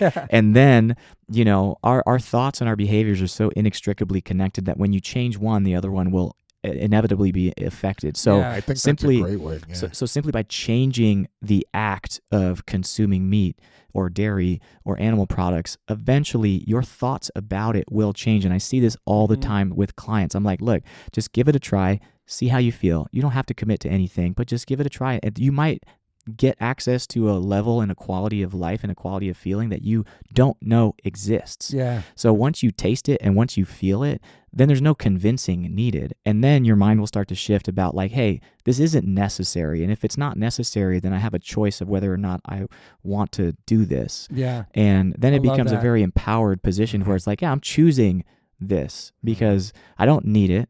I don't have to rely on it. I don't need animal protein or any of that. I can live healthily. And it feels like it's in alignment with, you know, the kind of life I want to live. Yeah. I love I love that. I also love other things, two reactions that people give about if everybody went vegan, which is probably never going to happen. I wish in my lifetime. What happens to all the cows? Where do they go? Where do they go? That's when I love that people always say that. What happens to all the cows? I never heard that one. All the cows. Where do they go if you stop eating them? What do you mean? That's what people say sometimes. They don't realize that they're being produced. Yeah, they're being produced. Like a lot. People don't really. People Like, don't know that. Massively That's produced. what I call it, a factory farm. Yeah. It's a lot. I mean, I it's hear like people they're say a not lot. naturally like billions of cows. And also, there's this like whole like smear campaign about fake meat and how it's bad for you. Yes. And it comes up on every freaking podcast. I see things about all the time. They're trying to battle it in any way and they who's can. making that campaign? Well, guess. I know. But I mean, at the same time, what you're saying was really cool is the fact that, you know, like kind of like this Trojan horse, you know, yeah, idea. I love that. And that's, I think, the way to go, I feel, you know. I think another aspect of not getting people, but just having people see a different perspective. Most of the time, people are eating meat because of the taste. Yeah. So if you create something that's plant-based, that's extremely tasty, I think that's the first introduction. That's the impossible. Yeah. That's You know? beyond. That's Yeah. those burgers. And that's what's something that I think can be appealing to people to have a change in their diet, you know, or maybe, you know, try something different. When it's tasting so good, it's irresistible. And it's like, oh my God, you know, if this is plant-based, that's the gateway. That's what a we're great talking about. gateway. It is. Yeah. That's For- why shit's for- in for a lot of McDonald's people. and Taco Bell Right. and all these But places. it just needs to be more power in the plant-based world as far as creating incredible dishes, which I think is happening more and more. But to break that stereotype of like, oh, this tastes like a hockey puck, this has no flavor. We had that. You know, we Yeah. already had Smoker that, but burger. we're at Come a a long way. completely different stage now with Yeah. great chefs that are out there, people creating things that are just more palatable, you know. But then That's you a have word, then you got the Yeah, but absolutely. then you got the vegans who Impossible and Beyond wasn't good enough because they're still killing animals at McDonald's. But it's like at least they're trying to do something and have an option for people. It's not agree. about us. Right. It's not about us because we know how to eat and survive being vegans. We don't have to always have the fake stuff. But yeah, it's a gateway. So people, I hated when that shit first came out. Vegans was like, I ain't gonna support that because it's at It's like, McDonald's. don't at Burger. Okay, don't go. It ain't for you then. It's for other people who are Right. Yeah. curious about changing their Exactly. diet. Yeah, We're having exactly. health issues, like, you know, high blood pressure, cholesterol. I'm gonna try this veggie burger, Right. and it's not gonna be like we had in the 80s and 90s, like hockey pucks and the hippie patties, which I kind of miss now. They're delicious. Do you know what I'm saying? Like I miss those veggie Yeah, patties, but you know what I'm saying though. So it's Yeah. like I always supported those things, you know. And then people talking about the new enzyme meat that's coming out that's made Yes. from. Yeah. that's So what do you interesting. think about this, the enzyme meat? Oh, like the lab grown Yeah. meat Yes. or whatever. I don't know. Me I- either. I- don't know I've for like- sure. Okay. Yeah, I've been asked by some of the I know one of the founders of one of the companies, and he was Okay. like, "Would you try it?" I was like, "No, I don't think so." I don't think so either. Yeah, I don't think so. I'm good. It's not for me. I'm Yeah. good. And it's not because I don't think it's good or it's not helping the planet or helping the. It just doesn't sound too exciting to me. Yeah. I mean, we Chicken haven't, enzyme from a cow, Right. put in the, I don't know. I mean, we Yeah. haven't eaten meat in a long time, Yeah. so it's something Yeah. that we're not really He's never had desiring. it. You know, it's just like, oh man, I can't.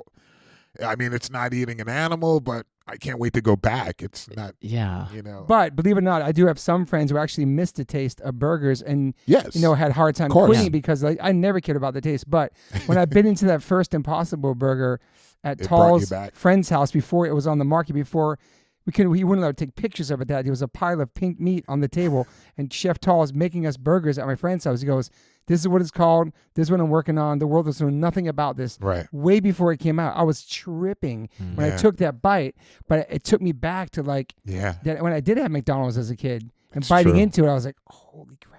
Like it was like hemoglobin or whatever that shit is. Yeah. All that. But anyway, I was so excited for that to come out, and I know it had impact for sure. Yeah. For sure. Yeah. Yeah, Even the though way- I don't eat it myself, Mhm. I went crazy when it first came out. Yeah. yeah. It's like you said, it might not be for you, but it Yeah. is a great transitionary food for people to make one step healthier choices. And there's studies that compare meat to Beyond Meat and things like that, and it's still healthier. Yeah. People love to be like, oh, it's processed. Like, you think a beef patty just grows on a tree like that?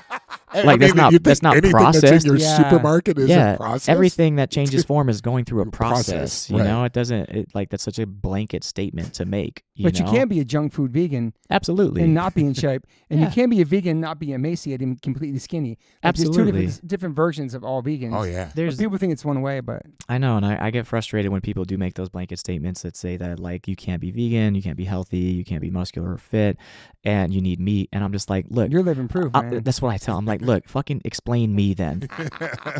I'm not an X-Men. I don't have some kind of Yeah. superior genetic ability to process plants. I'm just a normal human that eats plant-based, and I'm doing just fine. And I've probably been able to reach levels of success in the fitness industry that most people can't even fathom. And yet, here you are behind a keyboard telling me that I'm unhealthy. Do people question you even being vegan because you're the way you look? Yeah, for sure, yeah. for sure. Yeah. Yeah, a lot of people do just assume I'm eating meat on the side or And our something people like are that. like, "Yo, he's juicing." Absolutely, that's the Yeah. other one. Yeah, Because yeah, it's like- green juice in full. green juice. I do love me a green juice. What's like the top you think proteins that we can eat as vegans for the listeners? I always like to start with tofu and tempeh. I know some people don't like soy. We can get into that conversation, but look, I love it. if you avoid soy, the only reason should be is if you really can't digest it, or if you have an allergy, Yeah. or if you're afraid of it like feminizing you or affecting your hormones in some way. It's just like, that's just such a fallacy, and it's just misinformation. So again, I've been eating soy my whole life, and It's crazy I'm hormones doing in great. meat too. There is. so it's like- So tofu, tempeh, lentils, seitan if you're not gluten free, Lentils is a good one. beans, delicious. different forms of beans. They have like bean yeah. pastas now, like chickpea pasta, lentil Yeah, pasta. I was gonna make that for you, the chickpea one, Chickpea's because it's fire, gluten free. Yeah. That's a Yeah. good protein Yeah. chickpea, Yeah. right? Yeah, chickpeas, It's great. great. Any kind of legume, sprouted vegetables, like sprouted seeds, like hemp seeds, things like that. Like, you can just kind What of about like, nuts? What's like a high Oh protein? yeah, walnuts. Walnuts are like Yeah. one of the highest protein Pecans. nuts. Right? they do, but they're also really loaded with calories. So I wouldn't Okay. necessarily rely on nuts as Is it a as good s- fat? It's a good fat. Yeah, like Mhm. walnuts, incredibly healthy for your brain. Almonds. Almonds as well. But if you're trying to like get in like 150 grams of protein, you don't want to be eating like buckets of walnuts. Okay. So I again like to treat my plate as seeing all the protein collectively, not just like from one particular source. So I'll do like chickpeas, I'll do lentils, I'll add some tofu in there, I'll add some like seeds I gotta and have like my sweet like potato. sprouts and things I like love that. my sweet potato. Sweet Did potatoes. you learn oh, how to cook as a kid in your house? No. No, really. Just No. later on in life. I remember when I left my parents' house and had to learn how to cook. I was just microwaving Morningstar patties. Oh. I was like, oh. I used to love Morningstar patties Really? Okay. and the Morningstar bacon. Yeah. Yeah. That's how I was But making. now you kill it cooking. Still, I again, that's like super simple. I'll wake Right. up, I'll have my smoothie. Will be like my first thing that I'll have in the morning. Then I'll have like some oatmeal or maybe Oatmeal. like some protein great. That's a oatmeal with super meal, fruit. I'll put like cacao nibs and just like put some other superfoods in there. Then for lunch, I'll typically have like some type of Buddha bowl. It'll be like either like a lentil or rice base. I'll have sweet potatoes. I'll have some type of green veggies, and then I'll have some type of either like tofu or tempeh as my main protein source, or the occasional like mock meat. You know what I mean? Yeah. So it's like I switch things up quite a bit. And then for dinner, like pasta, burritos, vegan sushi, all of it. It's so great once you're able to create certain dishes really quickly. You know, it's Yeah. just a matter of getting used to it. Yeah. And I know, like, even creating like the type of fake meats, I learned how to make like this chicken or whatever with like gluten and everything with like, and it lasts forever though. Yeah, that's cheap. Like it's super cheap, super cheap and you have a crazy amount of it. Yeah, seitan. You put in the freezer and it's like good to go. And I also tell this to people too, if you're looking to make that transition, like start by vegan. If you're not vegan, like start by veganizing your favorite meals first. Yeah, that's cool. Yeah. So normally there's only like 1 or 2 ingredients in the recipe that's not vegan. And by this day and age, they have alternatives for all Everything. of it. Yeah, so you can just much. keep eating the same thing and just veganize it, and it'll buy you some time to learn how to expand your recipe, cooking skills for other ingredients, like learning how to cook tofu. And tofu is like one of those things. It's like I tell people like chicken. Like, do you just boil chicken and eat it? No, you fucking flavor it, you bake it, you saute it, you marinate it, you do all of it to make it taste good. Like, it's just a base for you to get creative with. Yeah. Being in Game Changers, did that change your life in a sense? Put you on the map as far as... Yeah, for sure. Sure. It's kind of crazy how that opportunity just came about, and to be, I think I only had like a 30-second clip in the Game Changers. But from that clip, I gained like an extra 300,000-400,000 followers at that time, like in a matter of like a month or two. And James and Joseph told me that for whatever reason, they did like Google search trends, and my name was the highest searched term from the Game Changers or something along those lines. And I found it super interesting, but I also found it really encouraging, because I think that many people were really curious. They're like, okay, how can you be fit and not have ever had meat? Yeah. Like, I want to learn more about it. So like, that's where cool. that's where I like to meet people, is like the vegan curious person that is kind of like just open. I like to call it attractivism. Like, there's a form of activism where you're going and you're like, you're doing the pickets and all of it and the vigils and stuff, which is great. I fucking love all the groups that do that. Yeah. I think they're so necessary. And then there's another way that I've kind of found, like, the position I found myself in is like, this just works for me. If you want to learn more about it, I'm happy to talk about it. And people are drawn to that in like this kind of magnetic force. And I'm just like, if you can meet people there, then they're already open. They're not on the defense, and they're not trying to like, that's true. like combat you in conflict or like an argument. I'm just like, look, if you don't want to do it, don't do it. I don't care. Like, because every person that leaves a comment that's like, oh, this is bullshit, there's another person that leaves a comment that wants help, and I'm like, I'm gonna focus my attention on this person that wants help, that wants to do it. I'm not out here trying to persuade or convince anybody. This is just what I do, what I live, and it works. Yeah, you get crazy DMs every day answering questions and stuff. Absolutely. Sure. Yeah, man. If I could find a way how to monetize, well, I did actually. I find a way how to monetize where I get my protein from, I'd be very rich. You know, wow. But help to have a protein company to be like, hey. You wanted to talk about the new. Oh yeah, You Are What You Eat. Oh yeah. We haven't even gone there yet. I remember talking to you about that before it came out, and then not sure about how it's going to come out. I don't know, whatever we talked about. It was great. I thought it was really, really smart. I think it's an extreme game changer, because the perspective that it took was not what I was expecting. And I love that it's not one-sided either. Exactly. Like that's what I was happy to see. Absolutely. Because I think with Game Changers, a lot of people are like, this movie was totally geared towards vegans and plant-based. Yeah. And I was like, I think it's really important, that perspective, that when this came out and I was like, wow, this is really, they're having twins, which was like genius. So smart. Yeah. And then like the meal plans that were not just like a crappy omnivore diet, which I thought was really important to show for those people. Like, okay, let's see how this really is going to go. They're going to probably give them like a really crappy meat diet or something. But I love the fact that it was like, really balanced in a way. It was like number 3 on Netflix too, or something. Yeah, I think at some point it got up to number 2 or number 1. For the listeners who haven't seen this, Nimai, can you break it down what the concept is of this show? Yeah, break it down, man. Yeah, I'm gonna break it down real quick. All right, break it down for them, okay? So Stanford University came up with this idea to get identical twins and then randomize one of the twins on a vegan diet and the other one on an omnivore calorie matched diet, and then they wanted to track to see what the changes would happen over the course of 8 weeks. And then they called me and they were like, yo, we should give them a training program.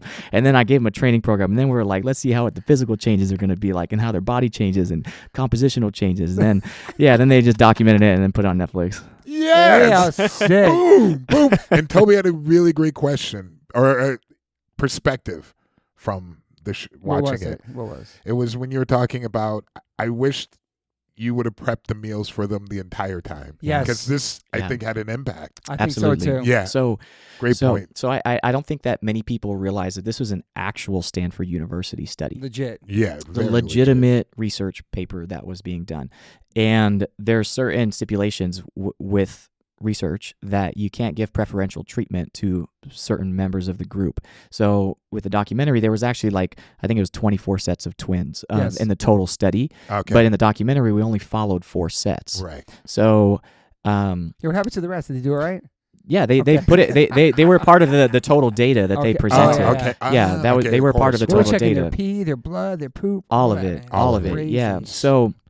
So I couldn't give any kind of preferential treatment to the twins that we were documenting. So I couldn't offer them any kind of nutritional advice. They told me very strictly, you can't offer, because it'll interfere with the intervention that the Stanford nutritionists put together. Wow. So I couldn't necessarily cook for them or give them that kind of one-to-one treatment. For the first week, they were giving them meals. For the first 4 weeks, they were delivering them meal preps. But why, they just had to microwave it or warm them up, So why didn't they keep that going? Because they wanted to see how they would fare after having to be on their own. And I think the document. I love that they call it an experiment. I think that really opened up people's minds. So it's let's just see what happens, right? Yeah. And I think that really drew people in to I want to know what happens. Of course, too. yeah. So throughout the experiment, they brought me in. And I remember Louis Sujoyas, who's the director, also the director of the Game Changers, and that's kind of how him and I connected. And he came to me with this concept. I was just like, yeah, let's put them on a program, like a fitness program, and then let's do DEXA scans and see what their internal changes are like, and put them on a VO2 max test and all these tests. So we collaborated on that, and it was just so fun to see it all come together. But what there's a lot of talk about the vegan twins not gaining as much muscle as the omnivore twins. Right. That was a big kind of point of discussion here, and I think it's really clear Told that you so. the context is everything. I'll say that. Right, Context is everything. So out of the 4 twins, 3 of them, their goal was to drop body fat. 1 set of twins was to actually gain muscle. Yeah, So, the black twins. Yeah, the John brothers, and and Javon. they said in the very beginning, don't need I don't like to eat that much. Yes. And he's like, that's what's bothering me. Yes. Is the And they were already vegan in shape. diet. They were lean. In the vegan diet, They he was were like, in yo, great shape. they were in amazing They were shape. in great. I think when we did the first DEXA scan, they were at 11% body fat, which is that's incredible. Or 10 Yeah. They 10%. were yeah. in incredible shape, and he was just saying, I don't like to eat. I have a hard time eating a lot. Yeah. It's with the vegan diet, I have to eat a lot more. And so I was like, ooh. So I'll again start by saying that in theory, people see twins. And they see the only difference being this diet. That couldn't be farther from the truth. These are 2 individuals. These have different sets of motivations, different life situations and circumstances happening. One of the twins had kids. One of them moved. That's right. You know what I mean? They are 2 different people. They think differently. They have different set of disciplines. Although they have similar genetics, but they're different, right? So, and then to ask somebody who's never been vegan before to just overnight go vegan, that's another challenge in and of itself. I know. So naturally, the biggest mistake that people make whenever they go vegan is they undereat, because you take out the animal foods. Those animal foods normally have a lot of calories in them, are very calorically dense, and you replace them with veggies.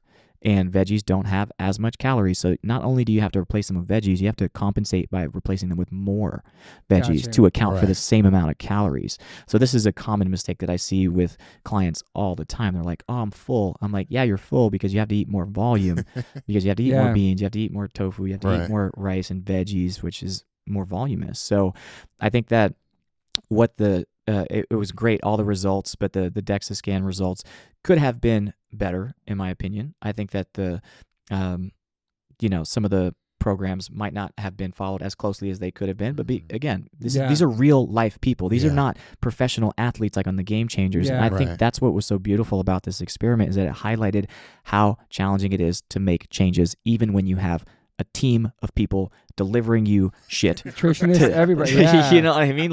It's still hard, and it asks asks a bigger question: is how do you make these behavioral lifestyle changes, even knowing all this information about how it can benefit your health?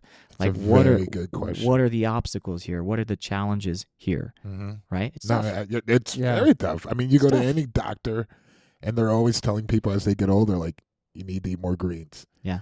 And Eat your vegetables. then I asked the doctor, like, Yeah. how many people really follow that? And he's like, none. Always He's like, most of the time they never follow like what they're. My mom used to always say, eat your greens. Always. I never eat Always, my greens. yeah. Eat your greens. Yeah. It's crazy. Yeah, I think I was listening to a speech the other day where it was this doctor, this researcher, he was talking about people who are prescribed like certain types of pharmaceuticals, and it's like these are people that are really at risk of dying. Right. And they interview them and they're like, are you going to take this prescription? And they're like, of course I'm going to take this prescription. Like, what are you talking about? This is going to save my life. And then they interview them a year later, and only like 30% of the people actually stick with taking the prescription. You know what I mean? I'm not surprised. And this is knowing that if they don't, they could possibly die. It's a great point, too. But this is, it comes to that question. How do you, And you know what they found? Is that they started asking a separate question. They say, what are you most afraid of if you actually made these changes? And a lot of people immediately, passionately, they're like, well, that means if I take these, I'm not an old person, I'm not going to be dependent on pharmaceuticals. Like there's a rejection or like a resistance to making change because it threatens your identity in some way. So even again, knowing that being vegan, there's a plethora of evidence that supports that it's healthy for all stages of life, and people still won't do it because it's it's hard to make change. And then two, there's a deeper element that it's like threatening your identity on some level too. Or my manhood or my everything. Yeah. Oh yeah. I mean, I'll be weak. Humans in general are very resistant to change, but it's something that's happening around us all the time. All the time. Like evolution of this planet, like every living species is changing and evolving. It's true. I don't understand why we're not on the same boat. Yeah. I mean, we are in many aspects, but it's mind blowing at times. I know. I always laugh when people are like, "Oh, but this is what our ancestors did. And this is what the caveman diet was." I'm like, imagine your inspiration being a caveman. Like that's your inspiration. A caveman lived to like 30 years old. You know what I mean? Like what? What are you talking about here? Like, get with the times. We live in a modern age, and this is part of the modern world that we live in. And things are changing. We don't live in the natural environment that we used to live in. And there are deficiencies in people. Like it's not a vegan problem that we're suboptimal in B12 or vitamin D. This is a general population problem. Yeah. Like we live in a more sterile environment with the way food is grown these days and the pesticides and all of it. So like you do have to get more clever about how you get your nutrition and cover your bases. So, just good response to the TV show. Obviously, it's really good on Netflix. I think, in my experience, People hitting you up like crazy about it, right? Yeah, I mean, people getting advice, people like turning kind of plant-based from that, or absolutely, yeah, so cool, absolutely. My DMs have been flooded with people that want to make this change, and they're like, "Wow, this was so eye-opening. I learned so much," and that's what I love to see. I love that, dude. I don't pay attention to any of the noise, any of the other critics, and people that are making counter arguments and saying that it's a vegan-funded movie or that they had the guy from Impossible Meat or Miyoko's from Miyoko Kitchen or whatever. Like they're showing food innovation. Yes. Like they're showing the latest technology 100%. of food innovation, which I think was a really great thing to highlight. I love that aspect of it. I was like, it's like, the new options. Right. That and also what's going on. Like why? Yeah. There needs to be, I don't know, a change could happen. I think a change is needed. Yeah. And there's people I know who are meat eaters that watch like, wow. Yeah. We're in a very bad predicament. Yeah. Like they didn't know, and I love the fact that they were like, it's hard to deny it. After watching, it's just like, come on, this is coming from like a chicken farmer. It was like I would never eat. I know that was a great takeaway. I think that guy was I think apart from being in it, that was my favorite part. That was a I was like, takeaway, man. I was like, this guy is speaking the truth. I love that guy. His whole life working there. He put mushrooms in there and stuff after. Yeah, he turned it all around. Mushroom farmer. That was beautiful, man. Incredible. Yeah. He lived it. He lived it. Yeah. And I love the fact. I mean, I love the documentary. I thought it was definitely refreshing to see a new, look on a new take on the whole. Yeah. I think that's what people want to see too, right? I think. They did a really tasteful job of showing some harder to see images, of factory farms and things like that. And sometimes that could be so off-putting to people to where they just reject it altogether. Like, look, I'm vegan. I don't like seeing that shit. Right. You know, like it hurts my eyes. It hurts my soul to see those animals suffering. And everybody on some level can relate to that. I feel like Totally. For sure. You know, people that see those footage are like, yeah, it doesn't make me feel good. You know, which means on some level they don't want that to happen or to exist. So I think that it did a really good job of showing it, but not, you know, pushing people too far away to where they'll turn off their TVs, you know, because I think that you do have to have hope for the future and not just be so cynical and bleak about, you know, the state of the world. And I think that it makes a lot of sense to talk about the positive changes that are coming and the things that are making an impact on our environment and our food systems and, you know, the future for our generations. So I'm sure there's people like voting like, I want the meat eater to win, or the vegan guy to have the, like watching that show, like the thought process of people like just totally. I wish tuning in. I you know, threw my name in the hat. I was like, you should track me too, like just as a control, you know, as a vegan control. I would have done all the tests with them just to see like how much, really cool. how much muscle I could have gained in. You could do that yourself 8 weeks. Yeah, with your followers and like do like a little thing. Yeah, I think I will. Inspired by the show. I think I will. Did any of the That'd be ones awesome. that you know of like stick with the plant-based or change their eating habit? Okay. I haven't stayed in touch with them. No spoilers, bro. Yeah, I haven't stayed in touch with them to know. Right. Yeah.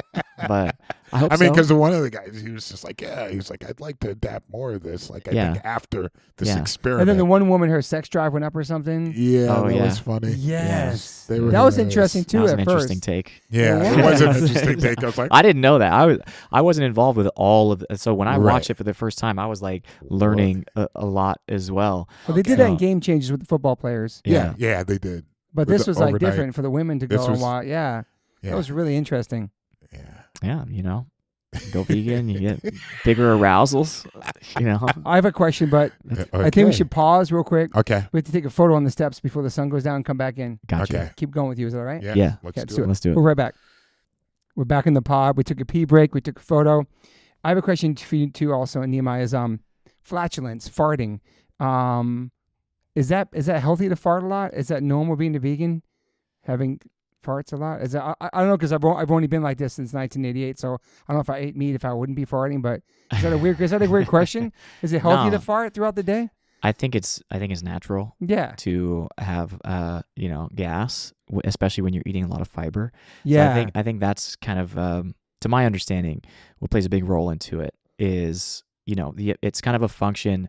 A lot of times when people go vegan, they experience a lot more gas, right? Okay. And it's because your gut microbiome is used to a certain type of food that you're feeding it. So it's like whatever you feed it, it'll kind of grow. So when people kind of eat a lot of meat and a little bit of fiber or a little bit of vegetables, when you start introducing more fiber and vegetables, it takes a little bit of time for your body to adapt and kind of like generate the healthy gut microbiome to be able to process that vegetable or those vegetables and fiber more efficiently. So, but that being said, I don't know enough about digestion to be able to give like a solid answer on that. I have gas. I always have had gas my whole life.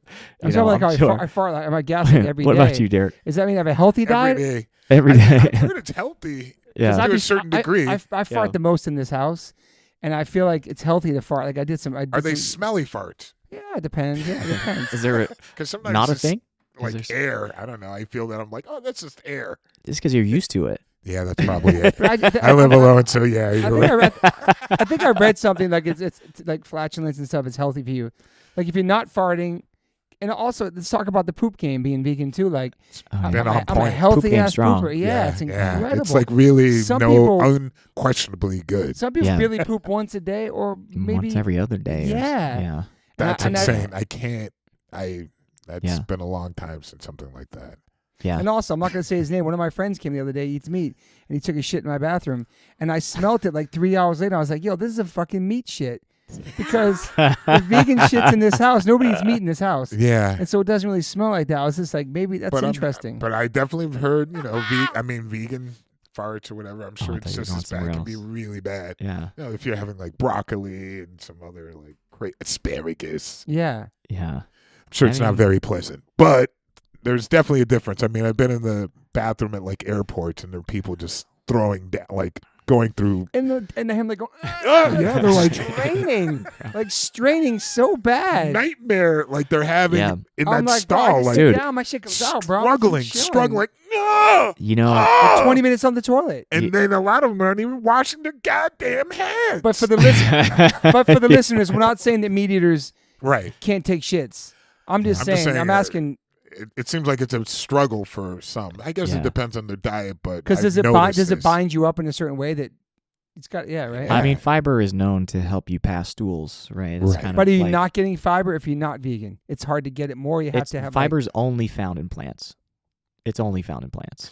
So it's a longer process to digest meat. Yeah. Period. I remember when I was bodybuilding, and the standard kind of bodybuilding diet has very little vegetables. It's like rice, chicken, and maybe asparagus or something every now and then. But it's really just a lot of protein and animal-based foods. And I remember talking to guys, leading up to the shows and backstage, and they're like taking as like a ton of like just stool softeners because they can't poop because they're like dehydrated. They're not eating any kind of vegetables to help them pass their stools. And I'm over here feeling fucking amazing. Right. Yeah. Like I'm running around backstage. I feel great. I'm eating fruit. I'm eating bananas backstage. Like people are like, the other bodybuilders were genuinely curious. They're like, how are you? I see you. Cause like I had some good respect in the bodybuilding scene. Cause like at the pro level, you can't really deny that you worked your ass off to get there. Right. And I was the only guy that was doing it vegan. So a lot of the guys would come to me and ask me questions. They're like, yo, dude, I follow you. I see your food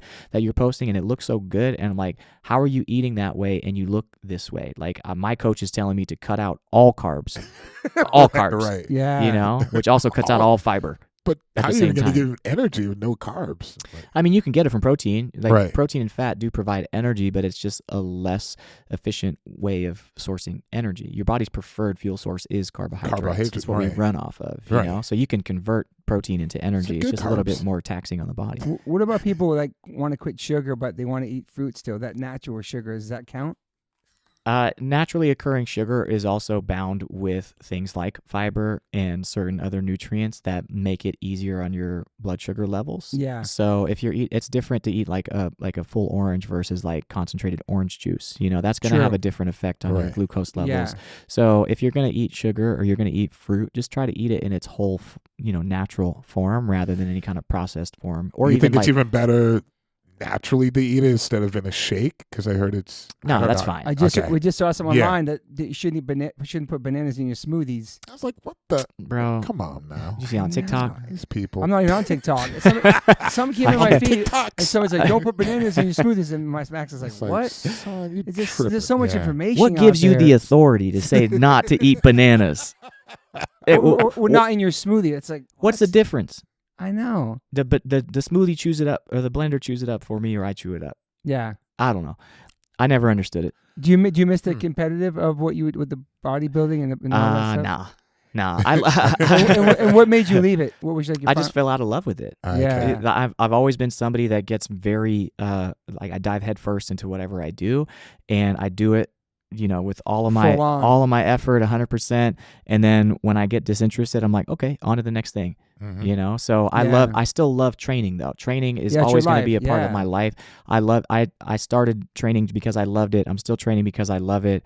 It doesn't. You never stopped since you started, right? I never stopped since I started. It just feels good. There's so many parallels to training in life too. Like you're literally going into the gym to do some really hard shit. You're putting your body under stress, and you're increasing your capacity for discomfort every time you go into the gym. Yeah. And that creates mental resilience. That creates mental toughness. It also creates confidence in yourself that like, yo, I went in there. I didn't think I could do it. I fucking did it. I believe in myself. I can walk out of the gym feeling like I can take on whatever life throws at me. And it's absolutely. And for me, it's a form of meditation too, because I just love to connect with my body. And every time I do an exercise, like really training, and once you break it down, it's pretty simple. Like it's a pretty simple formula. But if you can learn how to just master the repetition, that's all it's about. Every time you go into any exercise, just like get really intentional about what you're doing. What muscle are you training? How can you maximize engaging that particular muscle and bring all of your awareness to that point of your body so that you can connect with it and learn how to operate it and learn how to articulate and engage every single muscle fiber so that each rep that you do, you're being you're getting the most out of it. Yeah. And then you couple that with like breathing, and it's like learning how to breathe. The speed of how you're doing all of it. Yeah. So for me, it's really meditative. That's why I love training so much. It's my therapy. You know, it's my way of releasing energy. You know, our emotions are just stored energy, and that's why I go like energy in motion is emotion. So like when I'm stressed, when I'm feeling overwhelmed, I'm like, all right, I'm gonna go move my body and like clear some of this energy so I could come back with a more level head and operate from a more responding conscious place rather than like a reactive place. Yeah. Are you a sober person? Not sober, completely sober from alcohol. Yeah. Yeah. Okay. Yeah. Yeah. You do mushrooms and stuff? Yeah, I do. Yeah. I do. You know, I'm a believer in plants, bro. Yeah. Plant medicine. Right. I've done many journeys, and I can honestly say that it's been some of the most instrumental tools for me in my own personal development and my own expanding my awareness and helping me find alignment with who I am, learning how to express myself more authentically, learn about myself, process trauma, process childhood stuff. It's been really helpful for me. That's like your therapy. It's a form of therapy. Yeah. I think a very affordable form of therapy. You've been to therapy too? I've been going to therapy for 4 years now. Nice. Yeah. And also I've had like relationship coaches. I've had couples therapists. I'm just a big believer in mentorship in general. That's probably why I'm a coach, is because it's helped me so much, and I want to give back and be of service to other people, and like just help make somebody else's life a little bit more easier if they're struggling with something. Yeah. You know, most people think that you know, who am I to help somebody? But I think that everybody has the ability to help somebody else, because even if it's just one step, you might be one step ahead of somebody, but that one step can be life-changing. For sure. You know? So yeah, big believer in mentorship and therapy, all of it. What are some like your daily rituals? Daily rituals, I wake up early. So how early? Before the sun, 5 o'clock, 6 o'clock. I don't wake up with an alarm clock. I just wake up naturally at that time. How many hours of sleep you get at night? I go to bed fairly early, like 10 p.m. Oh, wow. Okay. So I get a decent amount of sleep, but I really like the early morning time because it's just for me. Like I do my best to not look at my phone. I have my morning practice where I'll sit down and I'll meditate just 20 minutes, 20 minutes. That's like my sweet spot. Afterwards, I'll journal. I'll write a gratitude list. Gratitude is part of my practice every single day. And then I'll write in my journal whatever is coming up for me. You know, that's been a very big part of me being able to maintain my own mental clarity. It's like, you know, our thoughts are so all over the place. It's like, if I were to ask you to solve a simple math problem, you probably do it in your head, you know, like 12 plus 12, whatever, 24, right? But if I gave you a more complex math problem and you didn't have a calculator, how would you solve it? You would get a pen and paper and you'd write the shit down. True. Because it helps you see things a little bit more clearly and helps you process stuff, right? So I think that's what journaling does for me. And yeah, it's just a good way to have like keep a inner inventory of what's happening in my world.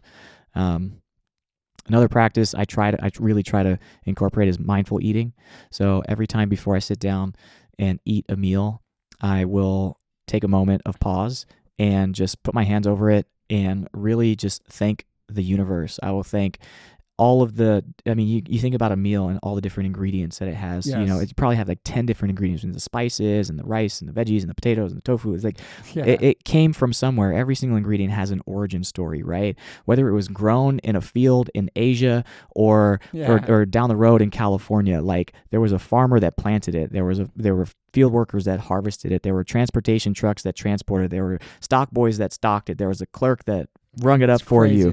And then there was maybe a chef that prepared it, a waiter that delivered it, and all of those hands had to take place for it to end up on my plate. So I envision me thanking every single person, every single plant, every single animal that allowed for this meal to end up in front of me. And it puts you in such a receptive state of gratitude that it brings you here in the now.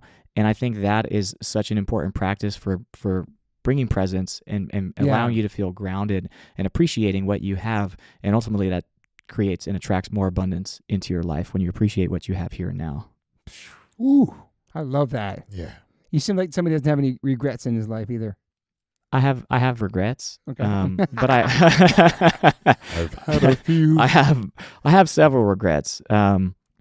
But I also appreciate the journey and see my mistakes as opportunities to become a better person. And, you know, no matter how you slice it, we're all doing the best with the awareness that we have. Totally, we're not perfect. And Yeah, and we 100%. need contrast in our life in order for us to find alignment, right? Yeah. It's like find out who you are as a person, what aligns with the type of person that you want to be. Sometimes you make mistakes, sometimes you make mistakes, and the only thing you can do is try to be better, Yeah. is try to be better. And that's kind of like where I'm at in life right now. It's like, I'm not perfect. Yeah. Not at all. You're definitely an optimist, huh? Eternally. I mean, life is just better. Yeah. I'm not. I used to be. What is it called? Like a sunshine pumper. Like almost like I'd spiritually bypass myself to where I wouldn't allow myself to feel the less than comfortable emotions. Like I would always be like, okay, like this fucked up thing happened. I'm angry about it, but no, it's not peaceful to be angry. It's not compassionate to be angry. I'm just gonna stuff those feelings away and compartmentalize. But really, when you do that and you don't express them or process them, you just store the shit. Yeah. And when you store things get heavy. Right. Yeah. And it affects you on maybe even a subconscious level. So it wasn't until I started doing therapy, because I had, as beautiful as my childhood was, there was a lot of really challenging moments as well. And we don't have to get into it, but I didn't talk about any of it. I would put a face on like everything was good. Even my best friends in high school that knew me, hang out with me every single day, had no idea about what was going on at home and how much it was affecting me and how much I couldn't talk about it with anybody. And it wasn't until I started doing therapy that I started to really understand myself and how these things were affecting me. That's when I really had to learn how to honor those other emotions apart from happiness, apart from joy. And really, if those emotions exist for a reason. If you get angry, it's pointing at something. It's teaching you something about yourself. Yeah. And so once you get to the point where you can explore that and get curious about what is this anger teaching me? What story is here that I'm believing that might not be true? Yeah. Maybe I'm taking something really personally that I'm making a lot of assumptions here. There's, for me, I'm like, okay, thank you. Like, thank you. Because it's all trying to protect you on some way. Damn. Yeah. I have a random question. Yeah, sorry. Went on a tangent There's there. got to be a lot of bodybuilders and powerlifters now that are vegan, right, in the community? I think there's more than there was. But not a crazy amount. No, there's a couple pros, like Tory Washington. He's a pro in the IFBB Tory, right now. He's still competing. He even does the natural IFBB shows. So, it's possible. It's like less than 20? Yeah. Wow. I would say probably less than 5 that are actually like pros. Wow. That I know of. I don't know everybody, but that I've seen on social media. I tend to find out about, the guys that are doing it or the ladies that are doing it. But there's a lot of people that are interested or that have tried it and maybe not done it the right way, but they're interested in learning how to do it. And there's some vegan UFC fighters too, right? Yeah. I know Nate Diaz was. Yeah. Who knows? Yeah. Yeah, I think there's probably a handful, but none that I know of that are like really articulate about it. Like, this is my lifestyle. This is what I do. This is how I get down. I was curious, was there ever a connection that you felt with Argentina? No. Because your parents were completely cut off. Dude, I didn't know if the culture that I was experiencing was Argentinian culture or it was Hindu culture or Southern culture. Like it was just all kind of but your parents blended together. Their parents, your relatives, your family, pretty much. I mean, were they all still there in Argentina? Apart from my grandfather did immigrate to the United States with my family. Nice. So he was very the stereotypical Argentine, like pero che. He was like, you don't eat meat. Pero che, boludo. No, that is a huge part of culture. It was. I mean, they eat more beef than any place I think in the world. In the world, that's what they're known for. Right. My at the restaurants. At the churrasco. My grandfather actually, since I was born, he was already vegetarian though. What? Yeah. That's random. Yeah, my grandfather was just ahead of his time. He was ahead of his time. Especially being from Argentina. My God. I mean, it's a huge meat culture. Yeah. He was I think that's where I get a lot of my discipline from, to be honest, is I remember he was a pilot too. He was a commercial pilot for Aerolíneas Argentina for many, many years and then retired. So he was like doing like cycling races at like 75, 80 years old, like still crushing it at that age. Damn. And he was so disciplined. I remember he would just eat his food. He was just like, he would do his prayer, his practice, and his sport. And I think I just learned from an early age. He would take me to play tennis. Yeah, he was just like, it had a big influence on my life. I think that's something that you said about, the aspect of bodybuilding and working out, and that feeling, how it really has an effect on your mind as far as like that discipline. I think at a young age, I got made fun of partly because of I love sports, and I was really into the punk and hardcore scene, and it was seen as not really that cool, like jockish. Yeah, you had to pick one or the other. Yeah, and I really hated that aspect of it, because I was like, there's so many incredible aspects of doing sports at a young age, and I was trying to explain to my friends, it's like, it's a part of being, whether depending on the sport, part of being a team, but that discipline level that you learn is something that's very unique. And at a very young age to do that, it's something that stays with you your entire life. Pushing yourself beyond what you think you're capable of doing. And I love that about sports, and being able to share that with like a coach or an inspirational person that's there teaching you this, because I love teachers and I love coaches. Absolutely. I think there's probably the two most incredible jobs in the world. Yeah. I think that, some people are a little hard on themselves, and they say like, I am just lazy. Like, I'm a lazy person, or they don't believe themselves to be capable of having discipline. And it's not that you're not capable. You just haven't practiced it. Exactly. point. How do you do anything and get good at it? You practice it. Right. You've just you've practiced being lazy. That's all it is. But discipline's like a muscle, and you can work it, and you can develop it, and you can expand your capacity to have the agency to prioritize what you want most over what you want right now. And that is something that I really try to drive home to my clients. Like, that's all it is like, ask yourself this, like, do I just want this right now? Like, is this decision going to be good for now and good for later? If so, then yes.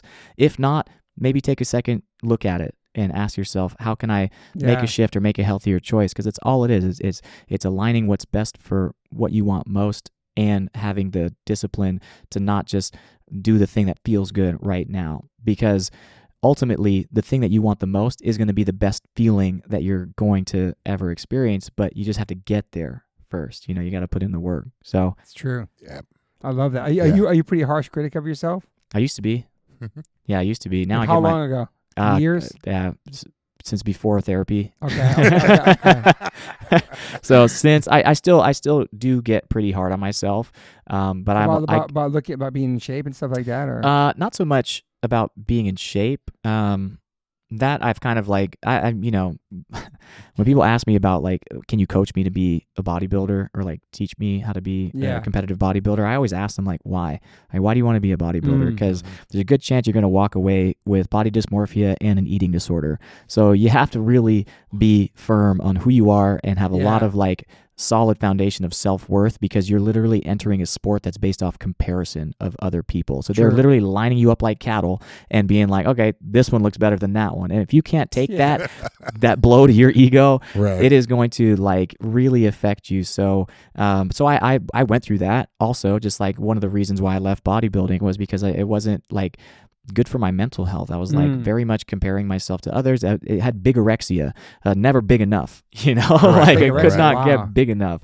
So it took me a while to like kind of disidentify with the concept of being a bodybuilder, because I felt a lot of pressure being vegan and being one of the only vegans in the sport. And being natural. That I had to be like even more impressive, the fact that I was vegan, So I felt a lot of like pressure from like the community, and it was all self-imposed. It wasn't real. I just made it up in my head. So whenever I started letting go of that identity, people would be like, oh, you're looking a lot smaller. And like, ooh, like that was like so tough on my ego to like work through, like, okay, my appearance isn't a reflection of my own self-worth, and I think that we do get wrapped up in how we appear and how we feel about ourselves, which is another reason why I love coaching, is because, to heal that relationship with yourself, because that is the foundational relationship with everything else. Like Yeah. we're relational beings. You have a relationship with your family, with your lover, with your money, with your career, with your purpose.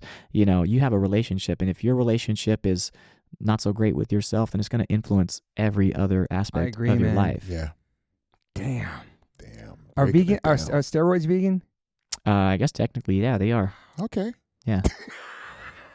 I don't think they're straight. But they edge, don't. though. But they. I But don't know. Did you ever Yeah. feel pressure to do shit like that when you were bodybuilding? absolutely, absolutely. Yeah. Yeah, thought about it a Like, lot fuck too. this Right, Like, shit, right. Yeah, do it, yeah. You think everybody's accusing me anyway? I might as well fucking do it and show you really what's up. Wow. The people still try to accuse you to this day. Yeah, every day. Right. Every day. But the thing I realized, it doesn't matter. It doesn't matter if I was or if I wasn't, or if I showed my blood tests, if I took a polygraph. People would still assume that I'm on steroids Right. because it's just so uncommon to see a Yeah. guy who has my level of physique that is also vegan. I know. It's just like an oxymoron. Like vegan bodybuilders doesn't compute in many people's minds. So the first thing that they go to is like, oh, he must be cheating, or it's impossible for this to exist based off of plants and hard work. Totally. But I will argue that most people don't ever even scratch the surface of what their natural potential is because they're it's so normalized to just take gear. You know what I mean? yeah, it's called gear. Okay. Yeah. Yeah, such a slang terminology. But look Yeah. at gorillas, how freaking jacked they are, and they're vegans. Most that's of the crazy, strongest bro. animals in the world are vegan. For sure. Yeah. For sure. It's easy to make that comparison too, but it's also, it can be misleading too, we don't eat as much as gorillas, they do have Yeah. different levels of hormones flowing That's through true. them that allow them to build muscle at a certain rate. They're still But- gorillas. Genetics have They're still gorillas. an impact. Genetics definitely have an impact, but genetics doesn't wake you up at 5 a.m. and go to the gym every day. True. Genetics doesn't determine your intensity in the gym every day. Genetics Right. doesn't determine your discipline and how intelligent you are with your training. Mhm. That all you can control. There is a genetic limit to what you're going to be able to accomplish, but at the same No, time, I'm talking about the gorillas. sorry, Yeah. sorry, yeah, definitely those genetics. make yeah, a big those difference. genetics, like, they're going to be jacked. Yeah, But there's no, so many vegan animals that are like strong. Yeah. Yeah, no, I was. yeah. I mean, that's absolutely, I mean, yeah. no, I mean, yeah, genetics with people that doesn't determine, Yeah, absolutely. Yeah. It's just another one of those limiting beliefs that it's like, Right. oh, it's possible for him, but not for me. Right? Yeah, because a lot of people are like, you're black. I mean, you must be good. Yeah. I'm like, whoa, no, I'm not good at basketball. It's like I'm horrible. No, I'm not horrible, but they're just like, But oh, you're you must. tall. But yeah, Yeah. I mean, yeah, that's bullshit.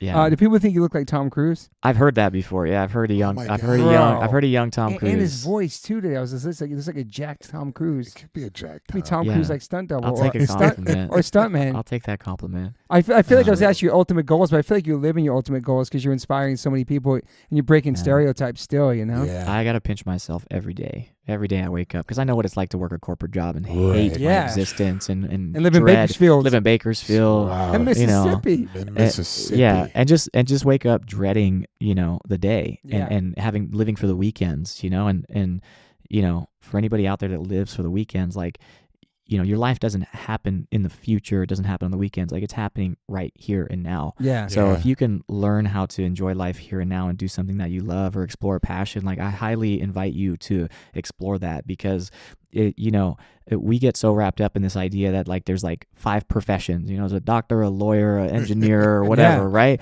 But Right. like this day and age, you can be anything and do anything It's you true. want and make a successful living off of Right. it and enjoy what And not you go do. to college and not have and to not have to go to college. Right, Yeah, right, right. right. That's a It's route, but It's it's a not route, the yeah. only It's a good, route. that's a nice you route, know? but Like, yeah. I feel so blessed that I get to do what I love to do, and it's I life- mean, life I is don't want to amazing. leave it on a bad note on Mississippi because we talked a lot No, of like trash. no. What are some positive things that you pulled out of Mississippi that made you the person that you are? So I think again, I'm fair skinned, blue eyes, very passing. Tom Cruise. Yeah, Tom Cruise like, according to Toby. But on some very personal level, I felt discriminated against. Being raised in a Hindu community and having certain comments being made to me about my culture, about my spiritual beliefs, and that taught me compassion. That like not everybody is going to see the world the same way as I do, and I can either use that to disconnect from people or try to find commonality with people and learn how to connect on other things. So I think that's really primed me for what I'm doing now, as far as like showing how to live this alternative lifestyle and have these conversations without it exploding into conflict or taking things personal. It's like, look, you can see the world the way you do. I'm going to see the world the way I do, but it doesn't mean I have to hate you. Right. You know, we can disagree. We can agree to disagree. And that, I think, was a really important lesson for me, to have compassion that just everybody is where they are. You know? Excellent. I love that. That's a great takeaway. Yeah. Absolutely. What are some positives you got from living in Bakersfield? Oh man, it was, like I said, it was the Toby. I'm just asking. We can't leave this in Bakersfield. No, shout out Bakersfield. That's where you got into Shout out. the full-on bodybuilding, What right? band's from Bakersfield? It's like a big band. Corn. There you go. Yeah, corn. There you go. Yeah, so Bakersfield, again, shout out Bakersfield. I appreciate that there was nothing to do. You know, it really allowed me to like find fitness. You know, one of the best parts about Bakersfield was leaving. You know, I had like, you could go 2 hours in any direction and you would be somewhere dope. You know, so it's kind of centrally located. You know, what else did it teach me? No, there's great people. Honest, there's great people in Bakersfield. Like, I met some people everywhere, incredible humans in Bakersfield. And you had such a unique upbringing too. So like, just like even like moving into real society from how he was raised and where he moved here, his parents are from, and all that, and just I love. It's a crazy journey, man. That, you know, it's unbelievable. You know, it's really I love it.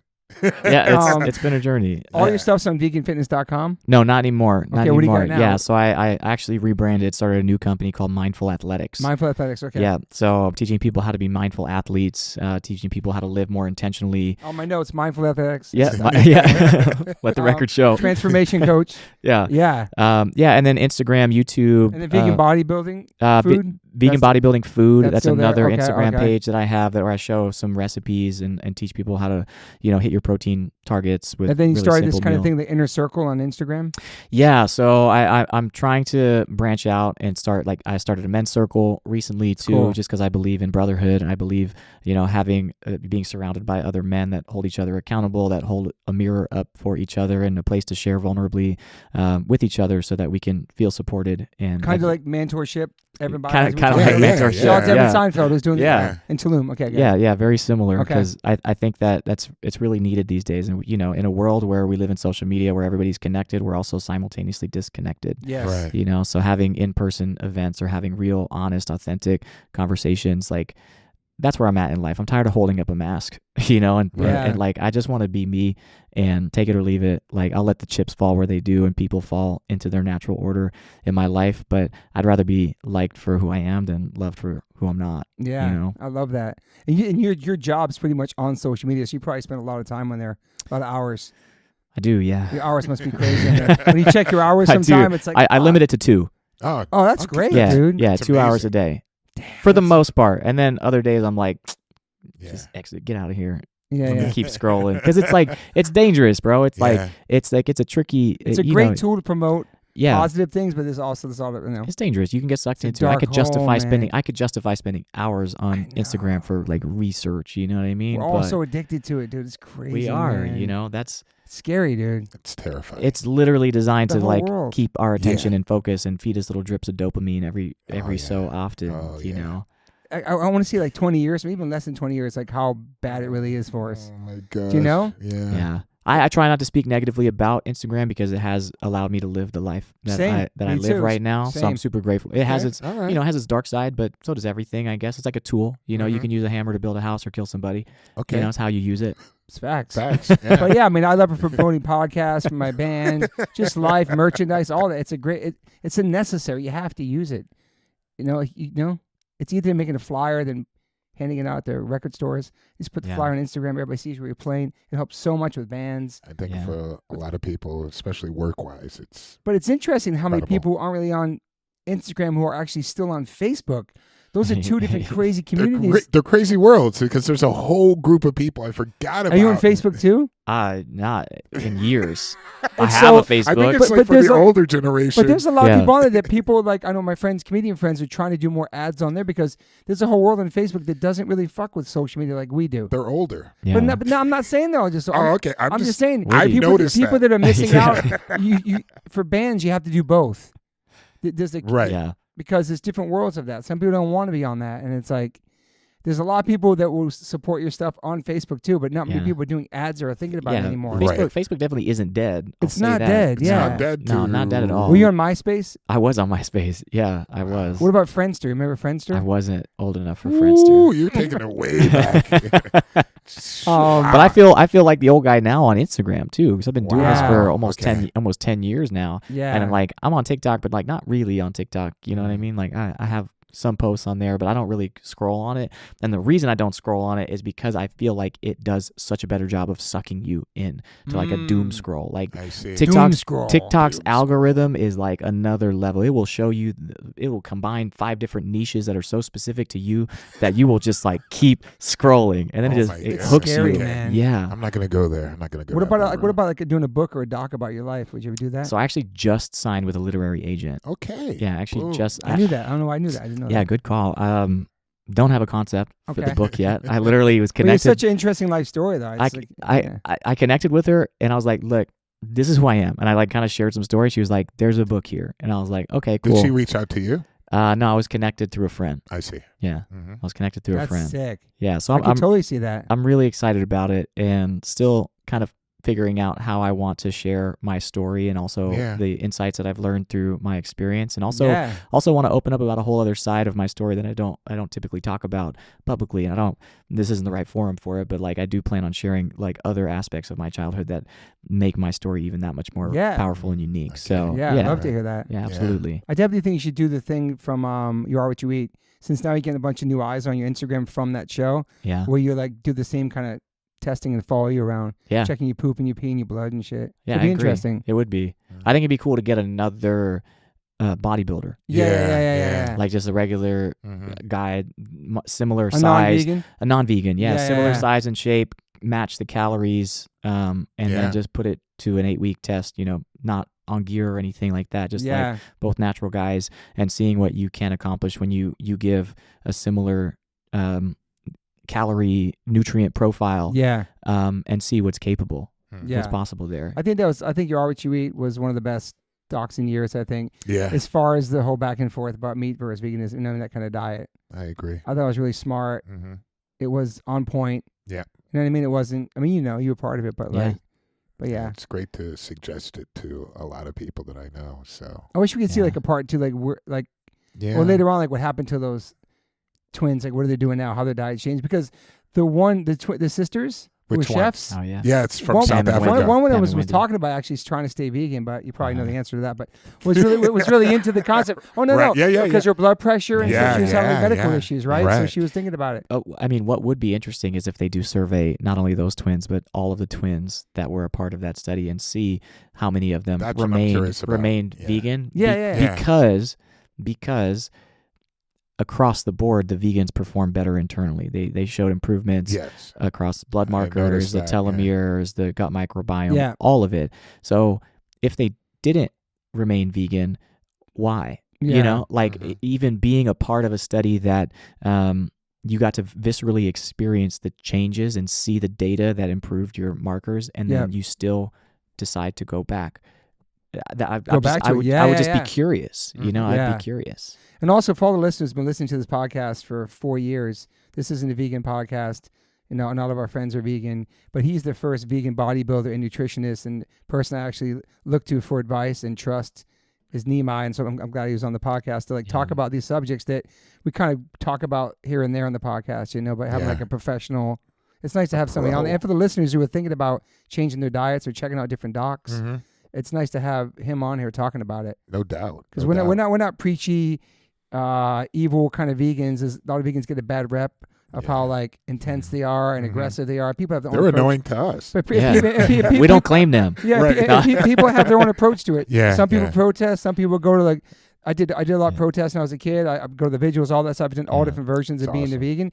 But everybody has their own way of helping the animals and the planet. True. And I think some people get turned off automatically about the people who are the most aggressive and most judgmental about it. And for the listeners, that I'm not like that, and neither is Derek and Nimai as well. And a lot of the friends we have on here, we're just living our lives, and we try to, lead by example. I'm about to be 54. You're By 53. example. Yes, About to sir. run my first marathon. Mhm. I still Incredible. feel like I'm in my 20s. Yeah, So yeah. it's like we're trying to lead by example, not trying to make you do something that you might not want to do. But it's great to have Nimai here and break all this shit down. It's awesome. Yeah. Your name, I'm very curious. Like, it's Sanskrit. Okay. Yeah, so it's hard. It's hard. It's another. It means hardcore. It's another name for Lord Chaitanya, which is like a saint a couple hundred years ago, and then also the literal translation means the light from within. You got lots to live up to, man. This name, bro. Yeah, it's a lot, man. Definitely. Telling me. I feel like you're doing your best, man, on this planet, man. I appreciate you, man. I really appreciate everything you do and what you've done and continue to do. It's definitely inspiring, man. Yeah, it makes me want to get my gains up. Yeah, I appreciate you. Max wanted to bring our friend Tito over, who's not vegan, because he wanted to talk to him. Yeah, he's a heavy workout kid too in his 20s. He definitely is. Because we're always talking about different proteins and veganism and whey protein and all this stuff. Yeah, and honestly, that's the demographic that I really want to speak to the most. The younger guys. Because that is the next generation. Like, old dogs are set in their ways, Okay, all right. I mean, not you guys. You guys are ahead of the curve. We're still pushing what I mean? Thank you for that. We're still pushing. But I'm talking about your meat and potato guy, flyover states kind of meat and potato guy, you know what I mean? Like those guys, it doesn't matter what you tell them, they're not going to really change their opinion. But like the younger guys, like I remember whenever I was growing up and vegetarian and I didn't have like really anybody to look towards and be like, oh, that guy's doing it. That guy's doing it. And like, that gives me the confidence and hope to be able to like reach a certain level. There's no role models for it. Yeah. And I think that was so great about the Game Changers, that they really highlighted role models, and like, who do we look up to? Like most of the youth looks up to like athletes. Yeah, what I mean? Right. Like they get inspired by athletes. They're like, I want to be like that dude. And I'm not saying like people want to be like me, but I'm just saying that like to just talk to them and meet them on that level where it's like, yo, you can be who you want to be and be different. Yeah. And just because you're different doesn't mean, that's wrong in any kind of way. Like on some level, that's like your superpower, is how unique you are, and the values and the integrity that you have based off of your beliefs and your core values. So if you can find alignment with those, then life will work out for you, I love in that. a way that's beautiful. It's a great way to end the pod. And also, shout out to my mom, who never went vegan. All of her sons are vegan. Her son's children, her grandchildren are vegan. She's the only person in the Morse family who refuses to try anything vegan, and she demands to have real ice cream at her house at Thanksgiving and Christmas. I don't want no goddamn vegan ice cream, but I love you, Mom. We're talking about people being set in their way. She's really tried. She's become more open-minded now, but she's been forced kind of to, in the sense that there's no meat at any of her houses of her family. Right. So I love you, Mom. Nice. There's still time, Mom. There's still time. Nimai, thank you so much for being here. Yeah, thank you guys. Everybody can find you on social media, on your website. Yeah, man. Anything else? I'm easy to find. There's not too many Nimais out there, so just type in Nimai. Yeah, that's true. And check out Your Art What You Eat on Netflix. Yeah, check it out. It was like the top show for a couple weeks now, right? So good. It's crazy, man. All right, guys. All right, y'all. Peace. Thank you. I always ask my guests if they have any regrets. I personally don't have any regrets. Even when it comes to my tattoos, I have the silliest tattoos. Even my ET on my leg, it's still a childhood memory for me, and I love it. I've had tattoos on top of tattoos strictly because I wanted more tattoos. I started getting tattoos when I was 18. I'm 52 now, and I can't stop. I've had laser treatment before on something on my arm. It's 4 tattoos on top of each other. And that experience at that place was pretty fast. It was pretty cold. It was in and out, swipe the credit card. Don't really tell me much. Didn't give me much details or anything was going to happen. So I never went back. So as of most recently, I'm so lucky enough to have had 2 sessions at Removery Tattoo Removal. My tattoo on my arm looks like a big black blob. Is now super light. I've had 2 sessions. I have a long road ahead of me. None of this stuff happens overnight. You cannot take a tattoo up in one sitting. You have to be patient. And it's painful. They ice you up. It's super fast. To me, it felt like a bunch of rubber bands. But what's more painful than that is looking at something on your body that you think you're stuck with for the rest of your life. That sucks. But now for me, I'm really happy I started this journey. I'm slowly going to get this tattoo removed. I never thought in a million years I have any kind of real estate on my arm. I don't even know what I want, but it's exciting. I'm so honored to announce that One Life, One Chance podcast is now with Removery. Call 866-934-4570 or go to removery.com. Use TobyH20 and get $100 off your first session. One of the most experienced tattoo removal companies in the world. Over 600,000 removal treatments done. 100 locations. US, Canada, and Australia. State-of-the-art peak-away laser technology. Cryotechnology to reduce any discomfort. This is so exciting to me because all I do in these podcasts is talk about tattoos, from day one, if you've been listening to this podcast, talk about tattoos, talk about getting removed, talk about getting covered up. So this is such a perfect fit for me. Definitely check out One Life, One Chance podcast, episode 281. I have Carmen Brody, Mike McTurnan, and Dustin Ortle from Removery. And this is over a 2-hour conversation. People submitted questions. It's an incredible conversation breaking down the do's, the don'ts, the fears, process, the results, everything you could imagine about getting a tattoo removed. It's all in this podcast. It's an incredible episode. I appreciate them all coming out for it. So check that out if you want to learn more about Removery and what it's like to get a tattoo removed. Once again, go to removery.com or call 866-934-4570. Use my code TobyH20 and get $100 off. These guys are located everywhere. Try it out.